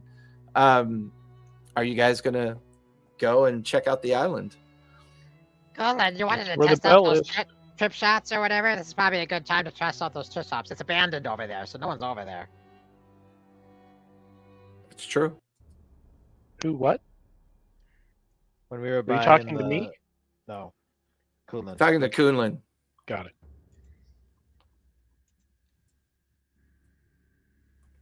Sorry, what's that? Said if you wanted to test out the new weaponry we got, that's pretty abandoned over there. Well, let's first make sure there's nobody there, really. You don't want to get cursed by something else. By something else. I mean, we already got one curse. What's the big deal with two curses? What's the big deal with this curses? Just lay it on us. Alright, show yourself. Let's go. The tender Right. lowers into the water. Everyone piles into it. And Kunlun rows the tender away from the edge of the ship. You guys are getting closer to the nearby island beach. This place feels strange. Like, the closer you get, you're not seeing any, like you would expect to see birds. You'd expect to see kind of like general jungle wildlife kind of flourishing and being like visible. You kind of look over the edge of the water or over the edge of the railing down into the water. Everybody's passive perception would be high enough to know that you could see the remains of ships underneath you. It's a kind of a pretty deep kind of 50 to 100 foot section of reef that you guys are currently rowing the tender through to avoid the different rocks and the different shoals that you're coming near. Can Milo see into the water clear with his eye patch? Or does he not have it on? I don't know. Does he have it on? I do not. Oh, never mind. But is it even with us? I don't think I had it last count. Oh. I Well, think who has Mordine the eye? got it. Mordain has the eye patch. I believe so. Okay. Oh. Morden just got everything. Mordain's like, I've got the eye patch. Never mind. Okay. Oh fuck! I have the eye patch and I look.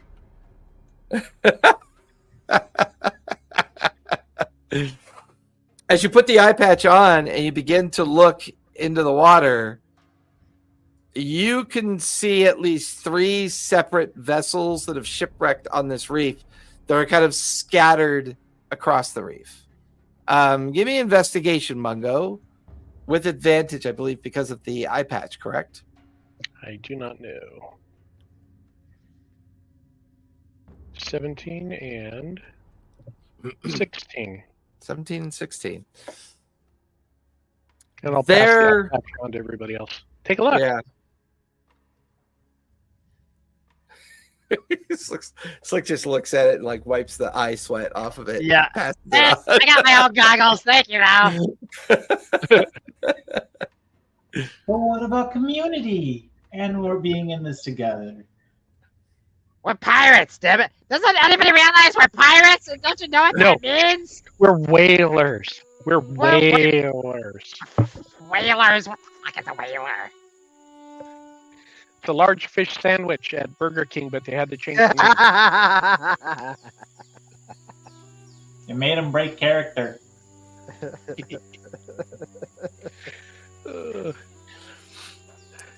name. The other thing you guys begin to notice is that there's no fish life. There's no there's just no life here. There's no fish, there's no birds. You feel the tender kind of grind on the beach and gravel shore. There is a remains of a campsite here. Toadland, are you feeling anything on your wonky donkey scale there? Kunlin's wonky donkey. Spiritual Cool. scale, whatever his. Yeah, his- Kunlun tries to like does sit- that sit woo thing down with and his tries to- mind. Yeah, he tries to see if there's like something that he can like get like first like general big vibes. That the tragedy that happened here, was there something good that happened here? Was there like sorcery? Was there like Give me a wisdom check as you project your inner self out onto the beach of the island and up towards the fortress that sits above the jungle canopy, just maybe 1,000 feet beyond. 19? 19. It's the absence of life that's so loud. That's the weird thing. It's the total absence of life. The plants are all fine. Everything here feels like there should be thriving life here. But no sense of connection, no sense of anything for your mind to latch onto and get a feel for the place.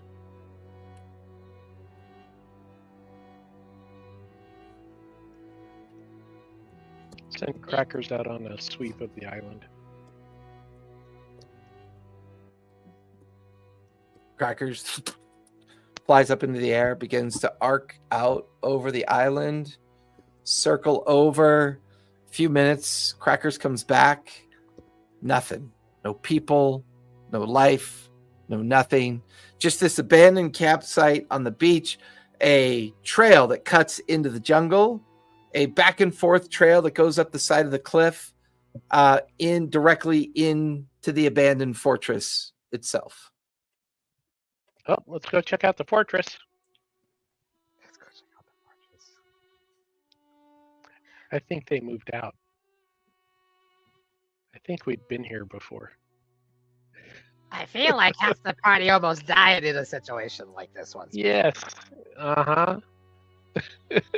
Wild magic was our savior. Oh, now we're talking about the one shot. Yeah. Wild magic. No, the temple of that you guys all went in and had all that psychic damage. Oh, back Yeah, at they the went Island of down. Knowledge. Oh, Yeah, yeah. yeah. The island Except of the that Freaky Lip. felt a lot darker. This just feels absent. This just feels empty. It doesn't necessarily feel as evil as that temple did back on the Island of Knowledge. Oh, okay. Well, no one's home. I guess finders keepers, whatever we find, right? Here we go. Yep, let's go look. So with Slick, excuse me, with Slick leading the way, Bungo close behind, He's begin to wild. following the jungle trail. Mordain and Kunlun, do you guys follow Slick and Bungo at this point? Yep. Okay. Once you get into the jungle itself, the trail is pretty well established. You see it almost immediately, like 100 feet into the trail, you see your first skeleton. It's kind of lying on the ground, kind of in a halfway motion, like it's reaching for something. Its bones picked clean. Looks like it's been here for quite a while. No sign of any equipment, just this skeleton lying on the ground. A few feet up, you see another one, kind of like leaning up against a tree. Its skeletal form kind of like this. Then there's another and another. So far, this trail is littered with skeletons. Fine. What's that, Bung? It's a good sign. They all died of boredom a long time ago. Is there a way to check if there are any like necromancy spells or something like that? Give me an Arcana check, see if you notice anything unusual that might be spell related. I'm probably gonna ask Mordain to do that. What are you looking for? Well, does this have any unholy? Any more of the creative kind of magic, the one that makes dead people animate? I'm gonna grab it, take a look to see if it does have the magic creepy crap in there he's talking about. Yeah, you give me an Arcana check. That is a 12. 12. Yeah. These skeletons don't really show any sign of what killed them. There doesn't appear to be any magic involved. They just seem to be skeletons that collapsed where they were, and over time that they just kind of decayed into their remains.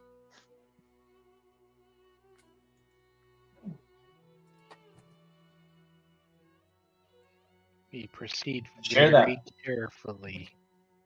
Nothing to worry about. Yeah, I'm sure whatever happened a long time ago, right? Yeah. We're safe. The trail continues and continues.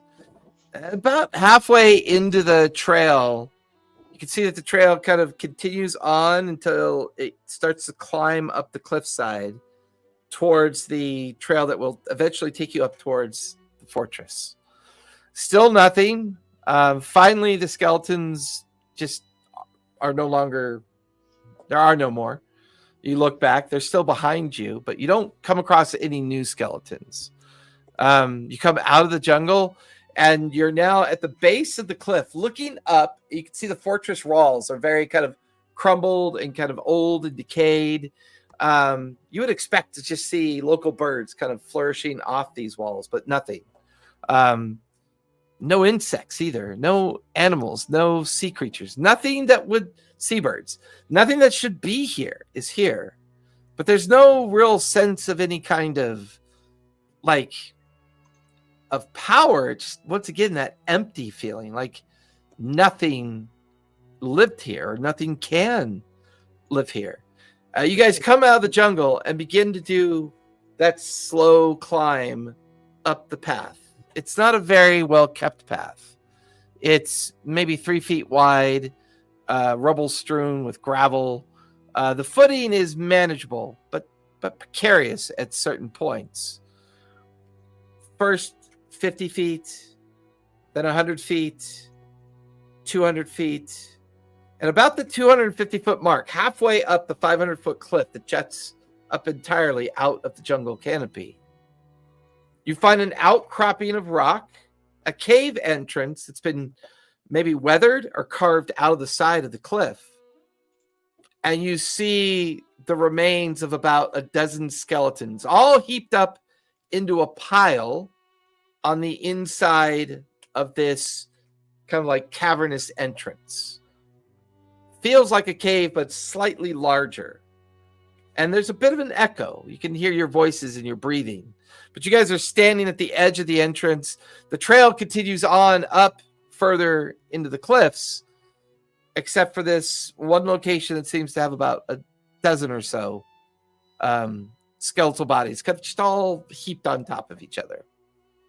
Without entering it, does it look like the skeletons have been gnawed on?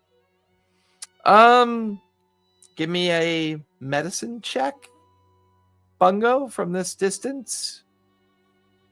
11. 11. The bones look to be solidly polished. No signs of any damage to the bones at all, and they kind of have a very shiny kind of gleam to them. Acid? No, acid would leave behind pits. This feels like something. This feels like these bones have been polished to a shine. Is there any kind of monster that would do that by eating? Like, I know owls spit up bones, like a big giant owl something. But are the skeletons still intact, or they're just individual bones? The skeletons are surprisingly intact. They're just kind of heaped into a pile.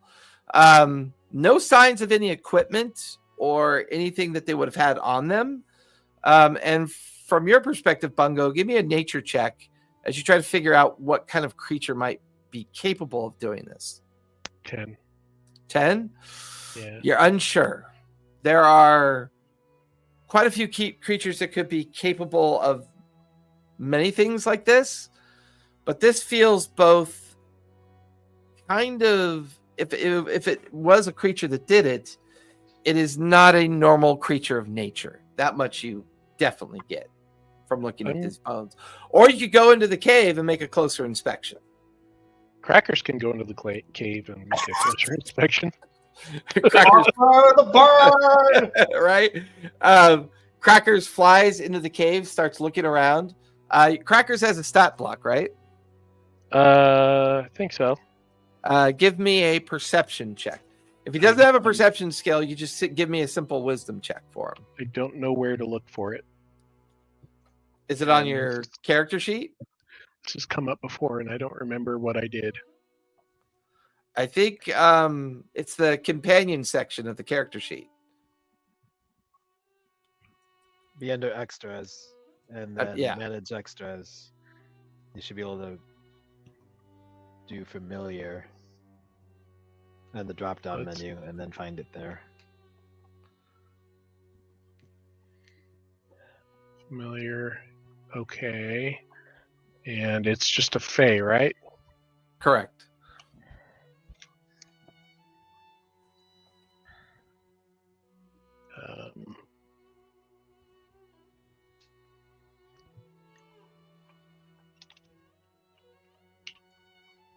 Nothing's coming up when I type Fey. I don't think it should come up. I think it should just already be in a pre-populated list, right? Parrot. Not. Try parrot. Yeah, because you originally said Crackers was a parrot creature, but Fey origin, I believe. Yeah. And nope, nothing for parrot. Try bird. I don't Leave it to Bung. Leave it to Bill. So, like, I remember it worked before, but I can't remember how to work it now. No, I thought you. No, I thought you gave me something and I printed it or something. I don't think so. I think we just went off of your companion. All right. So you go to extras, manage extras. Under category, pet, maybe. Or summoned, maybe. Summon could work, maybe too. Familiar. Beast companion. Parrot. No. Well, just give me, since I know it's a familiar, we could go with owl as a base stat. So just give me a D20 with a +3. You'll have to figure this out later. Yeah. 5. 5. So no. Yeah, Crackers swoops in, circles the interior. The only thing he can tell you when he comes back out is that it's not a cave that continues on. It's a it's just this large hollowed out section of the cliff face. So he didn't see any exit, just the entrance that he flew through. And he didn't really see any creatures either. The ceiling of this carved out section of the cave is maybe 20 feet tall. So you get the feeling it's almost like a shelter, like this weathered spot on the cliff that these people maybe have taken shelter in. But their bodies, the way the skeletons are positioned, is probably the only awkward part of it. Are there maybe enough skeletons to account for the entire crew of the ship? Well, you saw 3 ships that were 3 shipwrecks in the bay when you No, were I meant coming our into the ship. beach. Oh, for your ship?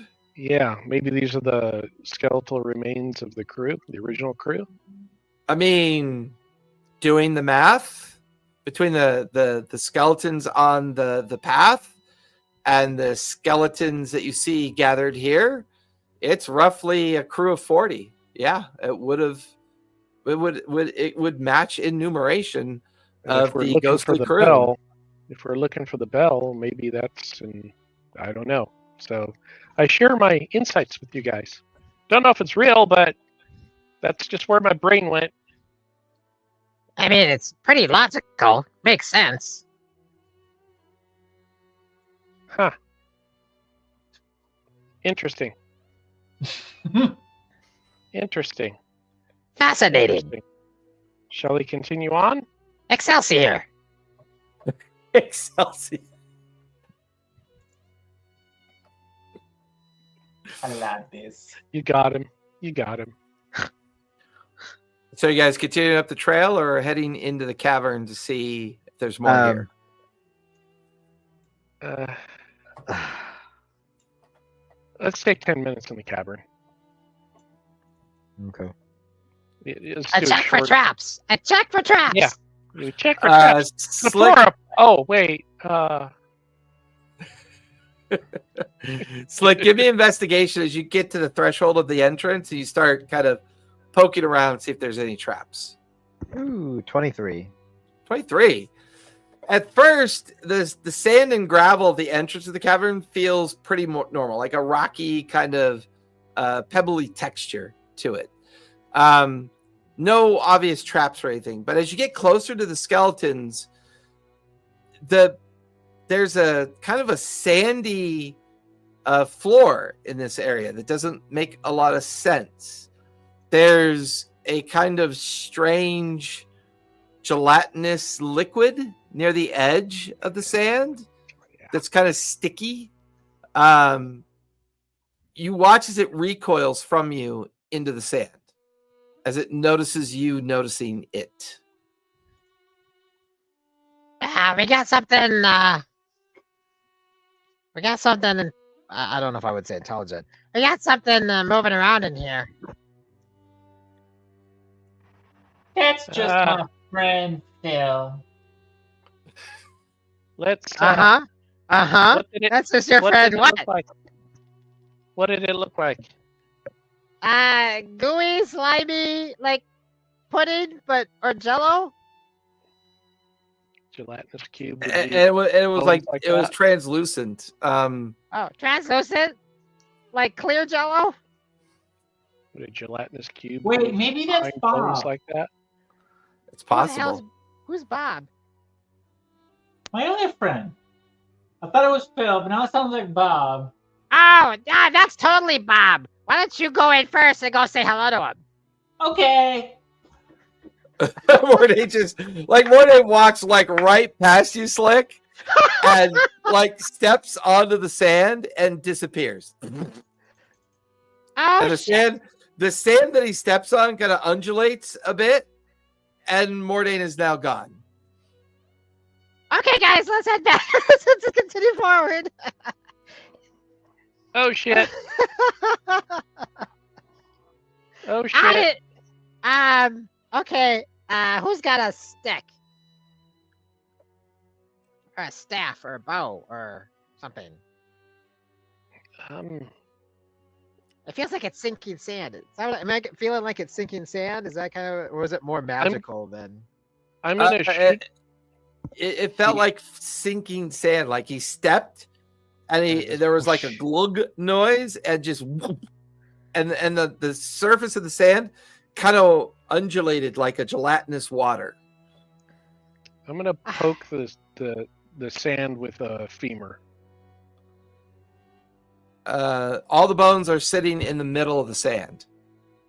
Oh well, then no, I'm not. That's why I said get it I like am a going stick to. or something. I'm going to shoot the sand not where Mordain went down, but a couple of feet away with Ray of Frost. So you stand back. Ray of Frost is a spell or a cantrip? Cantrip. Cantrip. You stand back, put out your hands. Ray of Frost arcs out. I believe it's a roll to hit, right? I'm assuming. Spell attack roll.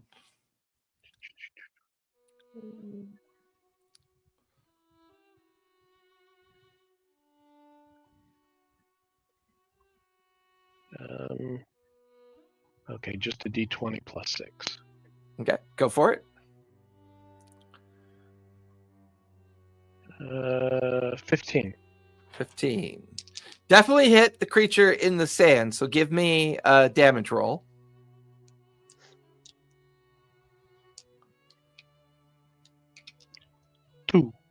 2.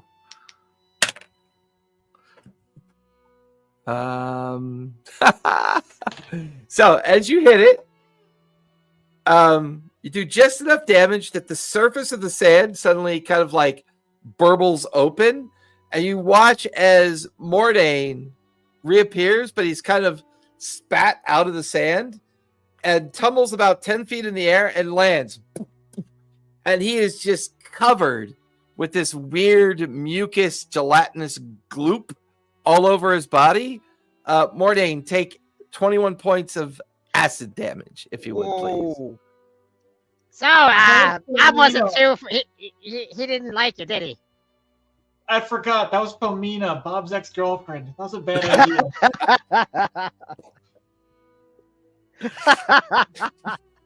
Is there non-gelatinous sand available? Give me investigation as you examine the cavern floor. Well, I'm just doing a quick look around to start throwing shit on Mordain to get the acid off. Oh, yeah, give me perception check on that then. 20. Yeah, there's scoops of pebble and sand. You just kind of throw it onto Mordain and kind of start, using the sand to clean him off so he doesn't take any more acid damage. Yeah. Well, I can heal you, but it's magic. We know how that goes. And that just makes it more fun. Do it. I need more studies. I need more studies so I can make that contraption for you. Okay, I'm gonna try a low level one. Here we go. Take my notebook out. I'm eager to see what happens. Oh fuck! 3 plus 6. 9. 9? Oh For no. level 1. Yeah. And you are nature magic, right? I was casting healing word for druid, yeah, and I rolled Yeah. an 81, so maybe it's good. Wild magic nature surge. What'd you roll? 81. 81. Nature step.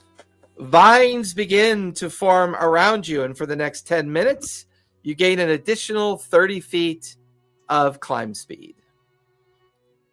You also gain advantage on stealth checks. Did the spell go off or no? Spell did not go off, unfortunately. Gotcha. Want me to try again? I mean, this is quite fascinating. Yes, Yeah. please. Okay. Like Slick, Here we you go go. over and you cut a piece of the vine off and put it like into a little leather pouch and tuck it into one of your many pockets. Stand back. So now you have another portion of nature magic, Slick. Sweet. Nice. Stand back, everyone. Standing back. 16. Morning gets closer. Yeah, Morning gets a little closer. 16. Now step back The the spell direction. spell goes off. Your casting spell goes off. Go ahead and back. roll for healing. 12. So you get 12 hit points back, Morday. Yay. Hey, that's great. So you've got more movement, and you've got advantage on stealth checks. Could you use that advantage to stealthily get across? I could. I This could probably pit? just go straight up the cliff and peek into the windows of the Yeah, it's gonna Tower. last 10 minutes too. What's so yeah, more- you could. What's your acrobatics? shit. My Okay. acrobatics are shit. Yes. Maybe I should do that. Technically, for climbing the cliffs, I mean, I'll give you acrobatics or athletics. If someone helps you, Yeah, um, maybe Kunlun will like go with him and okay. like put little like whatever knocking nails and ropes and supports and stuff for Little him. pittons and ropes and stuff. Yeah. Or we could just keep following the trail, right? For that. Either or. Yeah. Wasn't Morden? He's inside because he got spit out the other side, right? So he's Well, like, no, there's no throughput. He just got spat back out the direction he came from. Oh, I thought he went the other. This is like a little dead end, like sheltered cabin, like a cave. Oh. It doesn't feel like it goes anywhere. But you guys standing in front of the shelter see that the pathway continues on towards up the cliff. So another, Oh, you well, know, if it's a 200 dead end, yeah, let's keep going up then. Yeah, let's keep going up. Okay. Just if anyone falls, I might be able to catch him. That's true. So over the course of the next 10 minutes, Bungo, with your magical kind of boost of what occurred with your wild magic, it actually makes travel a lot easier. Every now and then someone slips and a vine shoots out and grabs them and pulls them back in. But once again, whatever that creature was that was in that cave was the only like living thing that you've run into so far. You suspect it was probably a gelatinous cube that was in the subterranean sand, like laying in wait for people. So far, that's the only thing you guys have seen. This remaining 250-foot journey up the cliff face to reach the edge of the fortress. You make it up to the edge, and you guys kind of all crawl off the trail and onto the rocky outcropping that supports the base of the fortress. A lot of the fortress walls have kind of collapsed in on themselves. There's at least one main tower that makes up the center of the fortress, and then this larger wall that arcs towards the backside of the fortress. You could actually see the remains of a camp built at the edge of this fortress.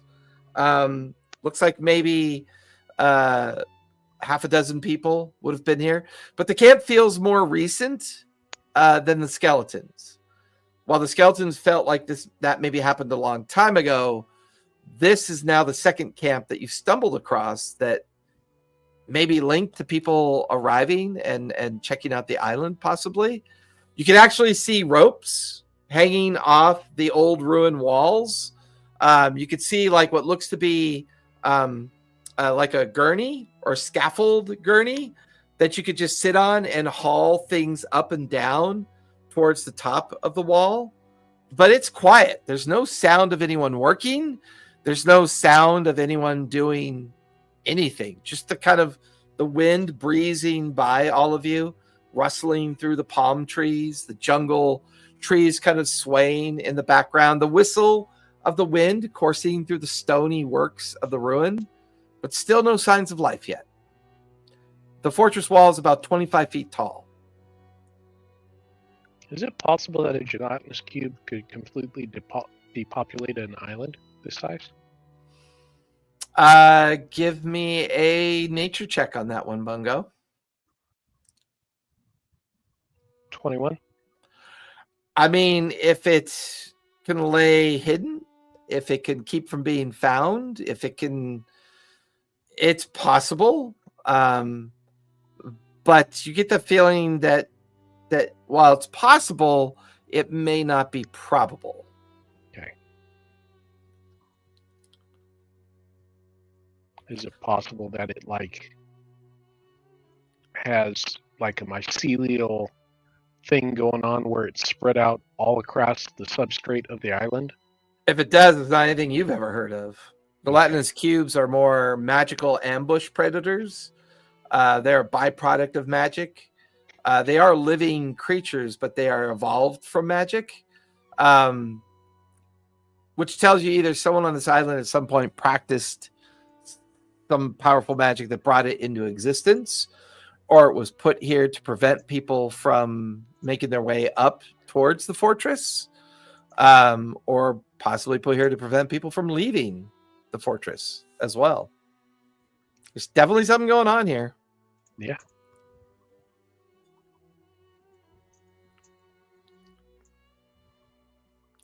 Currently, you guys are at the base of the wall of the fortress.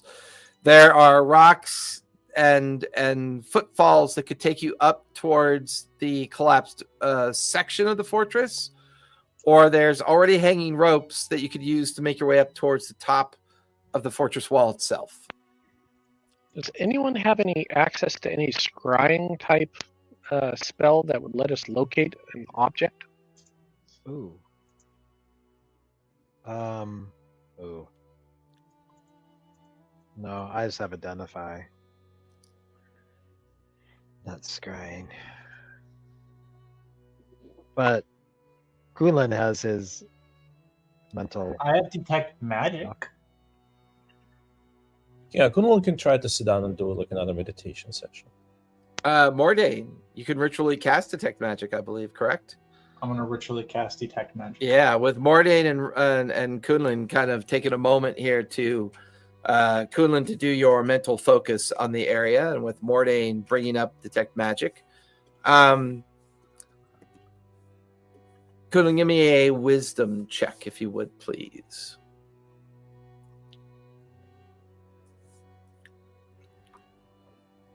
$23. 23. Mordain, your detect magic pings with a very kind of large scale illusionary magic kind of detection. It permeates this part of the island. It gets stronger towards the center of the fortress. Kunlun, your mind kind of hovers and begins to focus in on the interior of the fortress.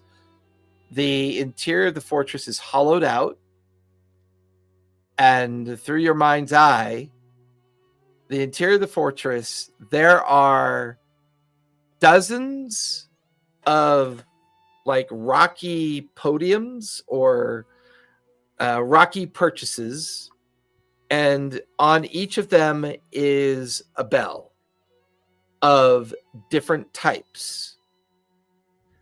Some are copper, some are brass, some are made with a wood frame, some are made with a metal frame. There's dozens of bells inside a hollowed out section of this fortress on the other side of the wall. And Mordain has detected the beginning of illusionary magic.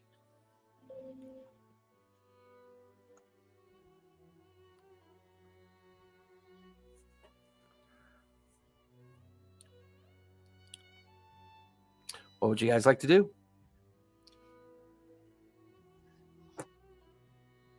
Sorry, so Kunlun's meditation led to what?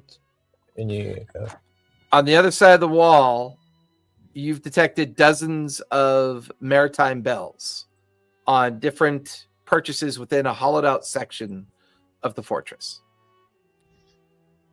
dozens of bells? Yep. Thinking Of the various other- makes, various Ask- shapes, various kinds of bells that would be used on ships. Choose wisely. Can any of the ship spirits leave the ship or no? As far as you know, they can't. And Mordain's detect magic would have detected the School of Illusionary Magic in the area. So maybe some of them are illusions.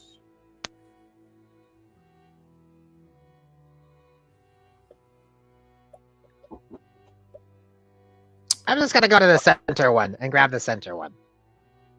Well, Kunlun tries to use his astral You guys are arm. still on the other side of the wall, so you'd have to Yeah. climb the wall to get into the interior of the fortress. And do you share what you guys see?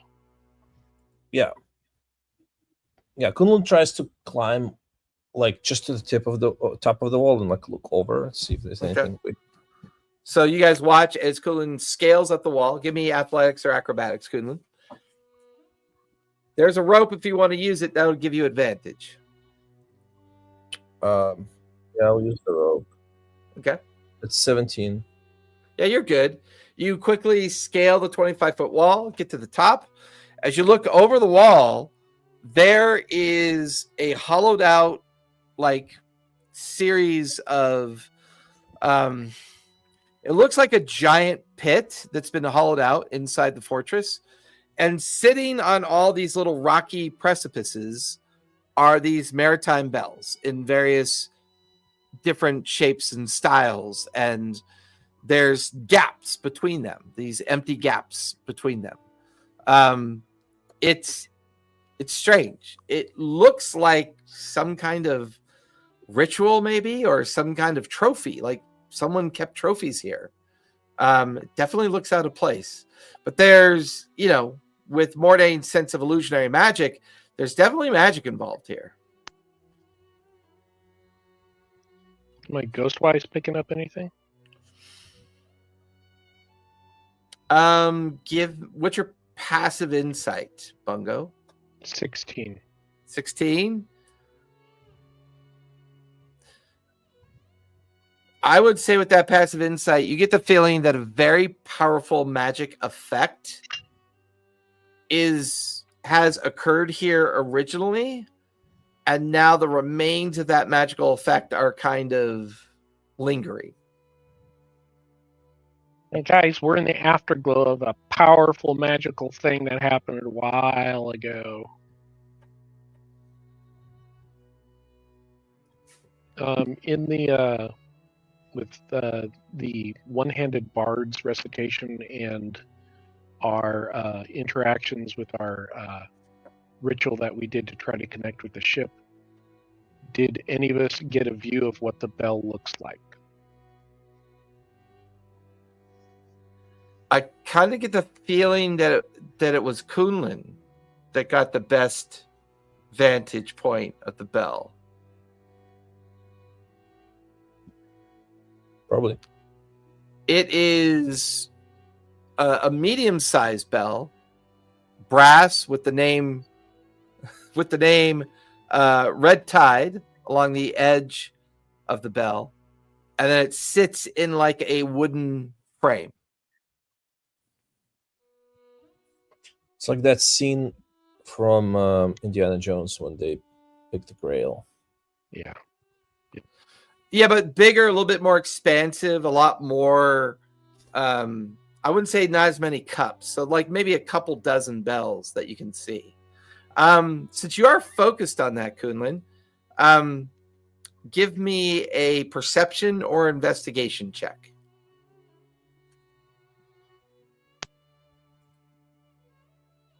Shit. 9. 9. Yeah, it's being so far away, you feel like you'd have to get closer and get into the area itself to get a better feel for what might be going on.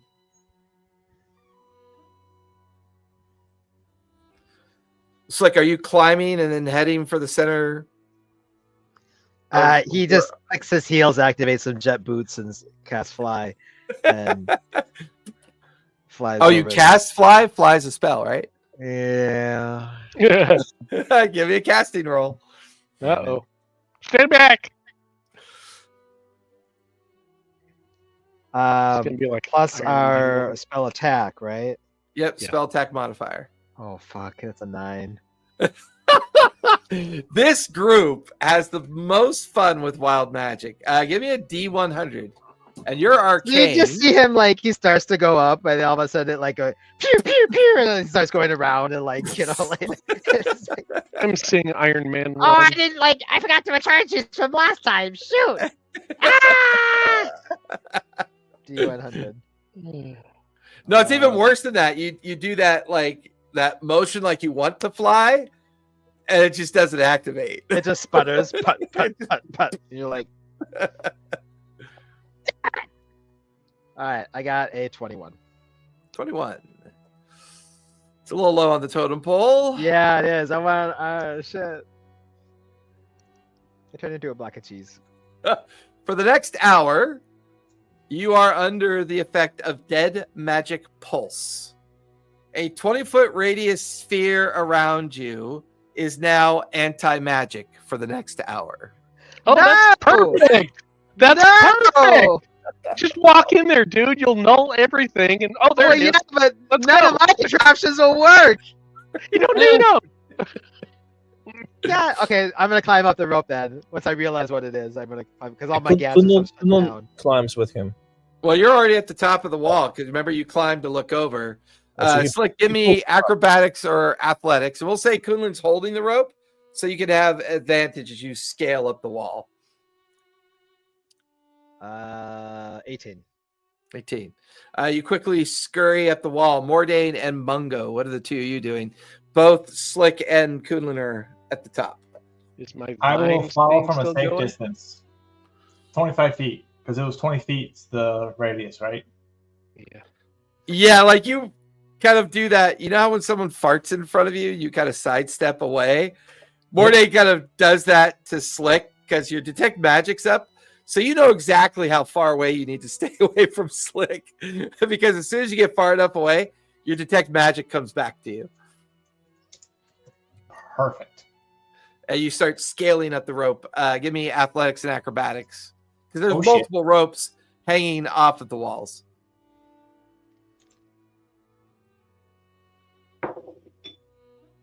That's an 11. DC's a 10 with a rope, so it's not too bad. You scale up. You struggle a couple times, but you make it your way up to the top of the wall. A little bit, like 10 feet, to the right of Slick. Kunlin is Slick, is on the edge of the wall with you. Like, you just get this feeling that anything magical about you just dissipates. Like, your magical awareness, your presence, your little, if you have any magical charms, it all Most just kind of stuff is not Arcana based. It's like yeah. its own school of.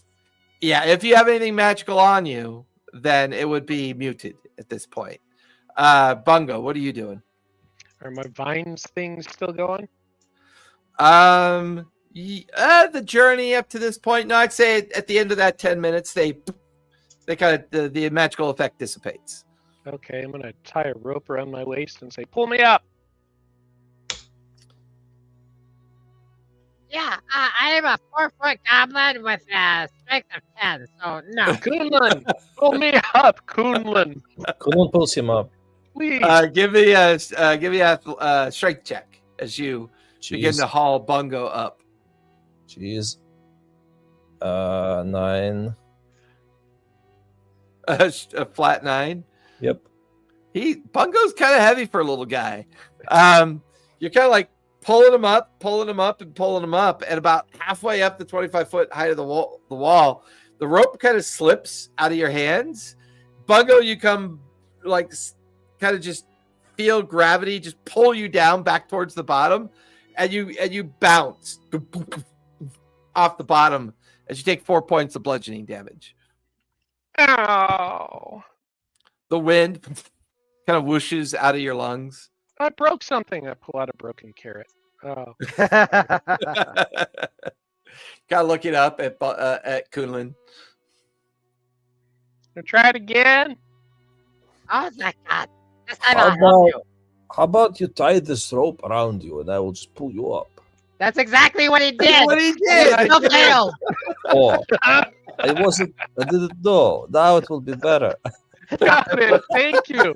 You thought I was climbing. Appreciate Knowledge it. is half the battle. Knowledge is half the battle. Wait, is Now it, we'll put is, it is it back strength into it. save or strength check? Give me another strength check. Can you get advantage? I'll get in behind him and try It's to. 9. I'll Wow. say you have advantage because Slick is helping you, so you I'm can not roll doing very again. good helping, but I'm trying my best. 16. 16. So he almost lets go of Bungo again, But the last minute, Slick, you kind of grab onto the belt or the sash around Kunlin's waist, and you kind of steady him and pull him backwards. And that leverage brings Bungo up that last 10 feet onto the top of the wall. Bungo, as you kind of like land next to Slick, anything magical on you just kind of dissipates. Yep. Oh, damn. Thanks.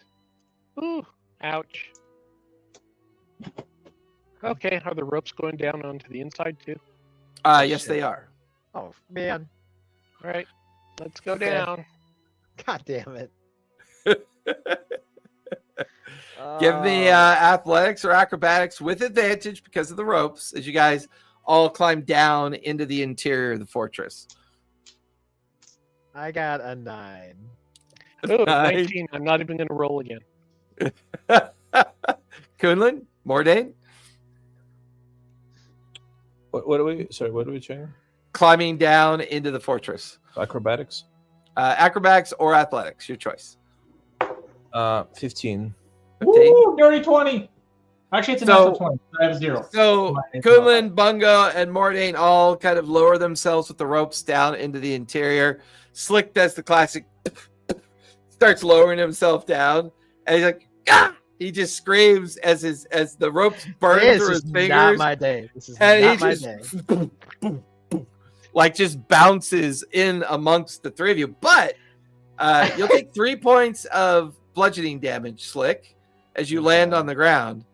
But as that 20-foot sphere of anti-magic that surrounds you lands into the interior, the illusion is immediately dissipated. All the bells, everything is gone. And in the center of the area where you guys saw everything is this stone pillar that's about 2 feet tall and maybe 3 feet around. And on the top of that stone pillar is what looks to be a hammer, a chisel, and like a little stone tablet on there as well. You guys got this. I give up. I'm going over here in the corner. I'm sick and tired of failing at everything. My face hurts. Ow. He realigns his broken nose. Is there anything written on the tablet? I mean, you're 10 feet away from it. I walk up towards the tablet. Kind of walk through the space between you and the tablet. You approach the pillar that it sits on. The tablet appears to be blank. The hammer and chisel are made out of what looks like fine metals, like they could be magical.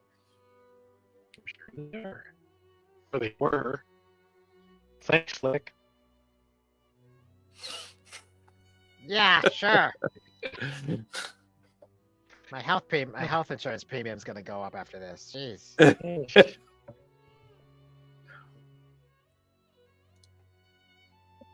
What would you guys like to do? Is there anything? Nothing. Number? I'm sitting here Or the doing nothing. chisel? Say that again, Bungo.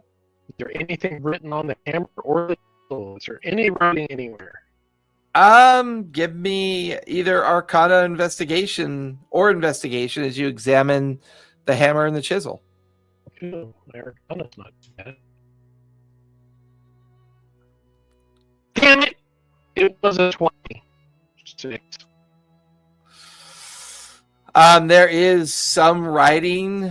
They look to be magical glyphs that are on both the hammer and chisel, but you're not sure what they mean. Hey, Mordain, come here and look at this. Okay. There's some glyphs here, but I can't figure out what they're saying. I love how Mordain just casually walks into danger now. It's just so epic. No. Just Now? he lives or dies. He was like that before. That's true. That's true. But right after, I mean, he did get swallowed by a gelatinous cube. So I'm just saying. So yeah, Mordain, you kind of cross the empty space over to stand next to Bungo. Give me an Arcana check as you look at the chisel and the hammer and the little stone tablet that's on the podium. 16. Guidance. What'd you get, Morday? 16. You can use a D4 for guidance too if you want to try to get a higher roll. That's a 1. So What's 17. 17. Okay.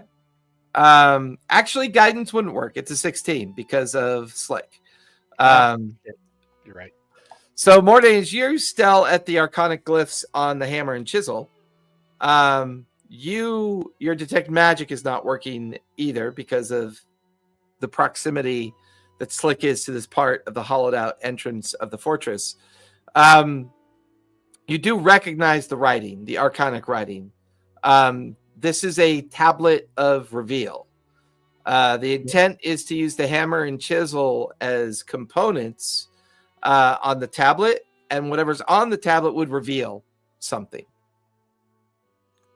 Okay.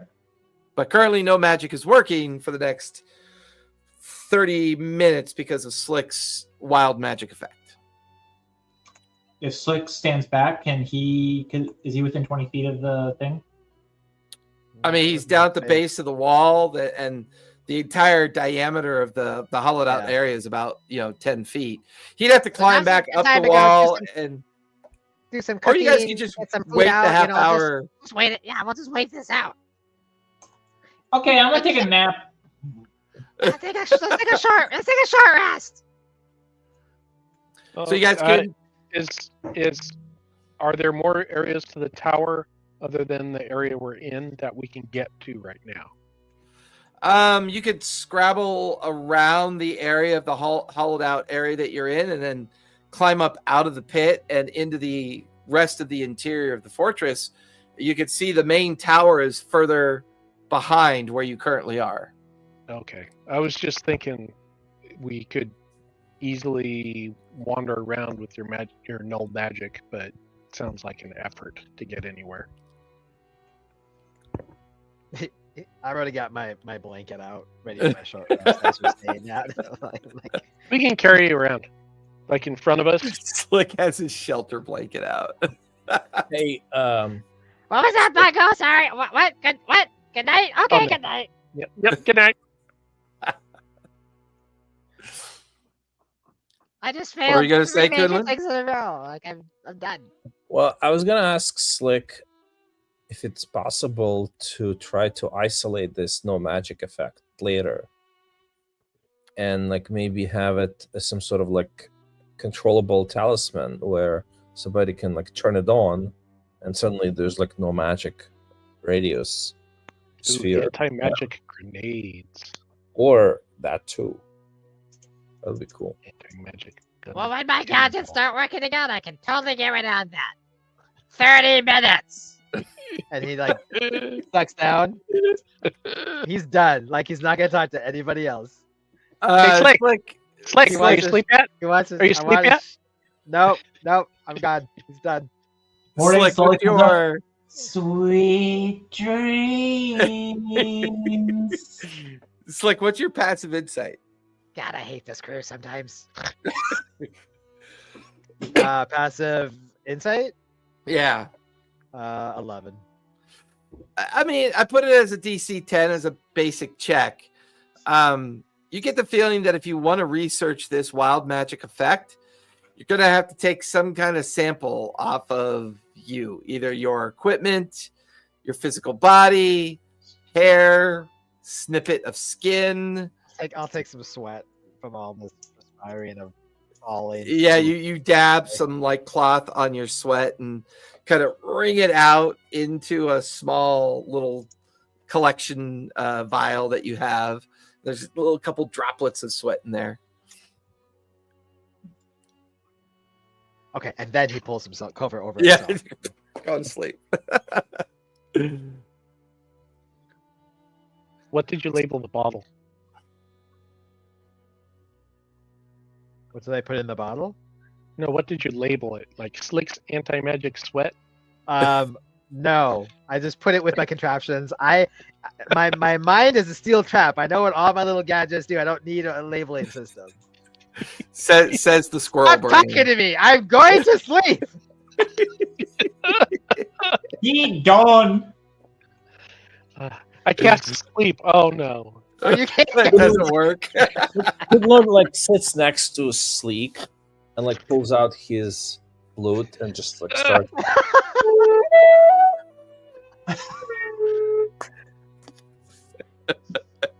Hot cross bun. All right, D6 inspiration for that one, Kunlin. That was epic. That was epic. I meant what I just said. I really hate this group sometimes. You guys hear a familiar female voice looking down from the top of the wall, and you see Zephora. What are you guys doing? You watch as she grabs onto the rope, rappels down into the pit, sees Slick arguing with everyone. Kunlin's like playing his instrument. Mordain and Bungo keep teasing Slick. Zephora like crosses her arms. Well, what's going on? What are we doing? There's a cave with powerful magic items down below. It's over by all of the polished bones. Nice try, An Bungo. experiment. What Let's happens if Slick doesn't get sleep?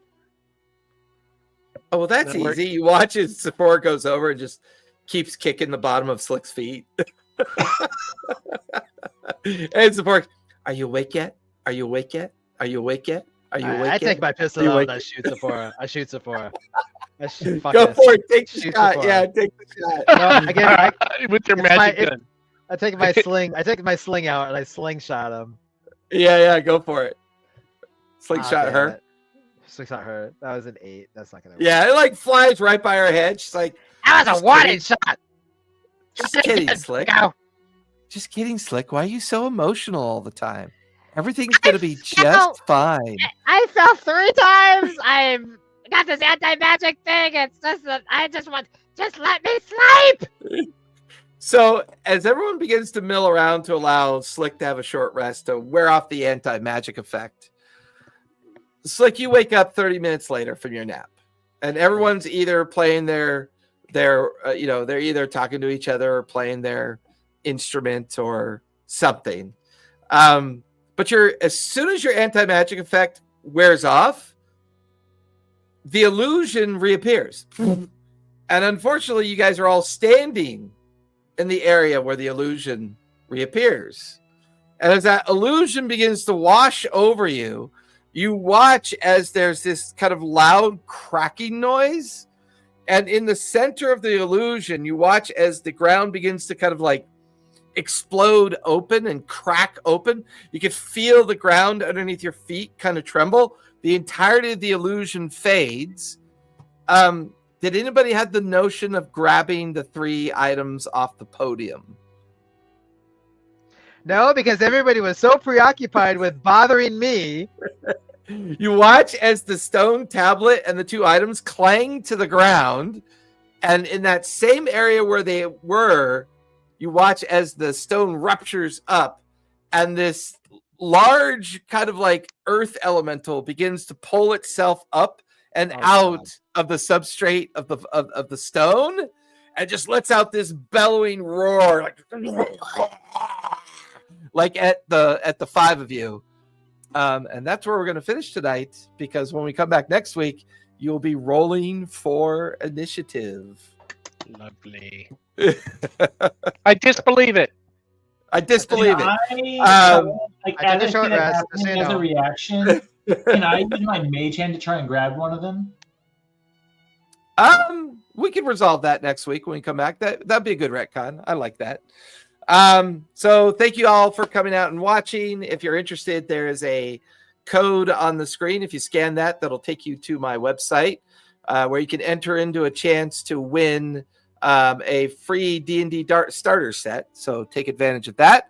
Otherwise, everyone be kind, be safe, and play a game. See y'all next week. Bye, everybody. You guys go ahead and linger, and we'll chat. But everyone else, bye.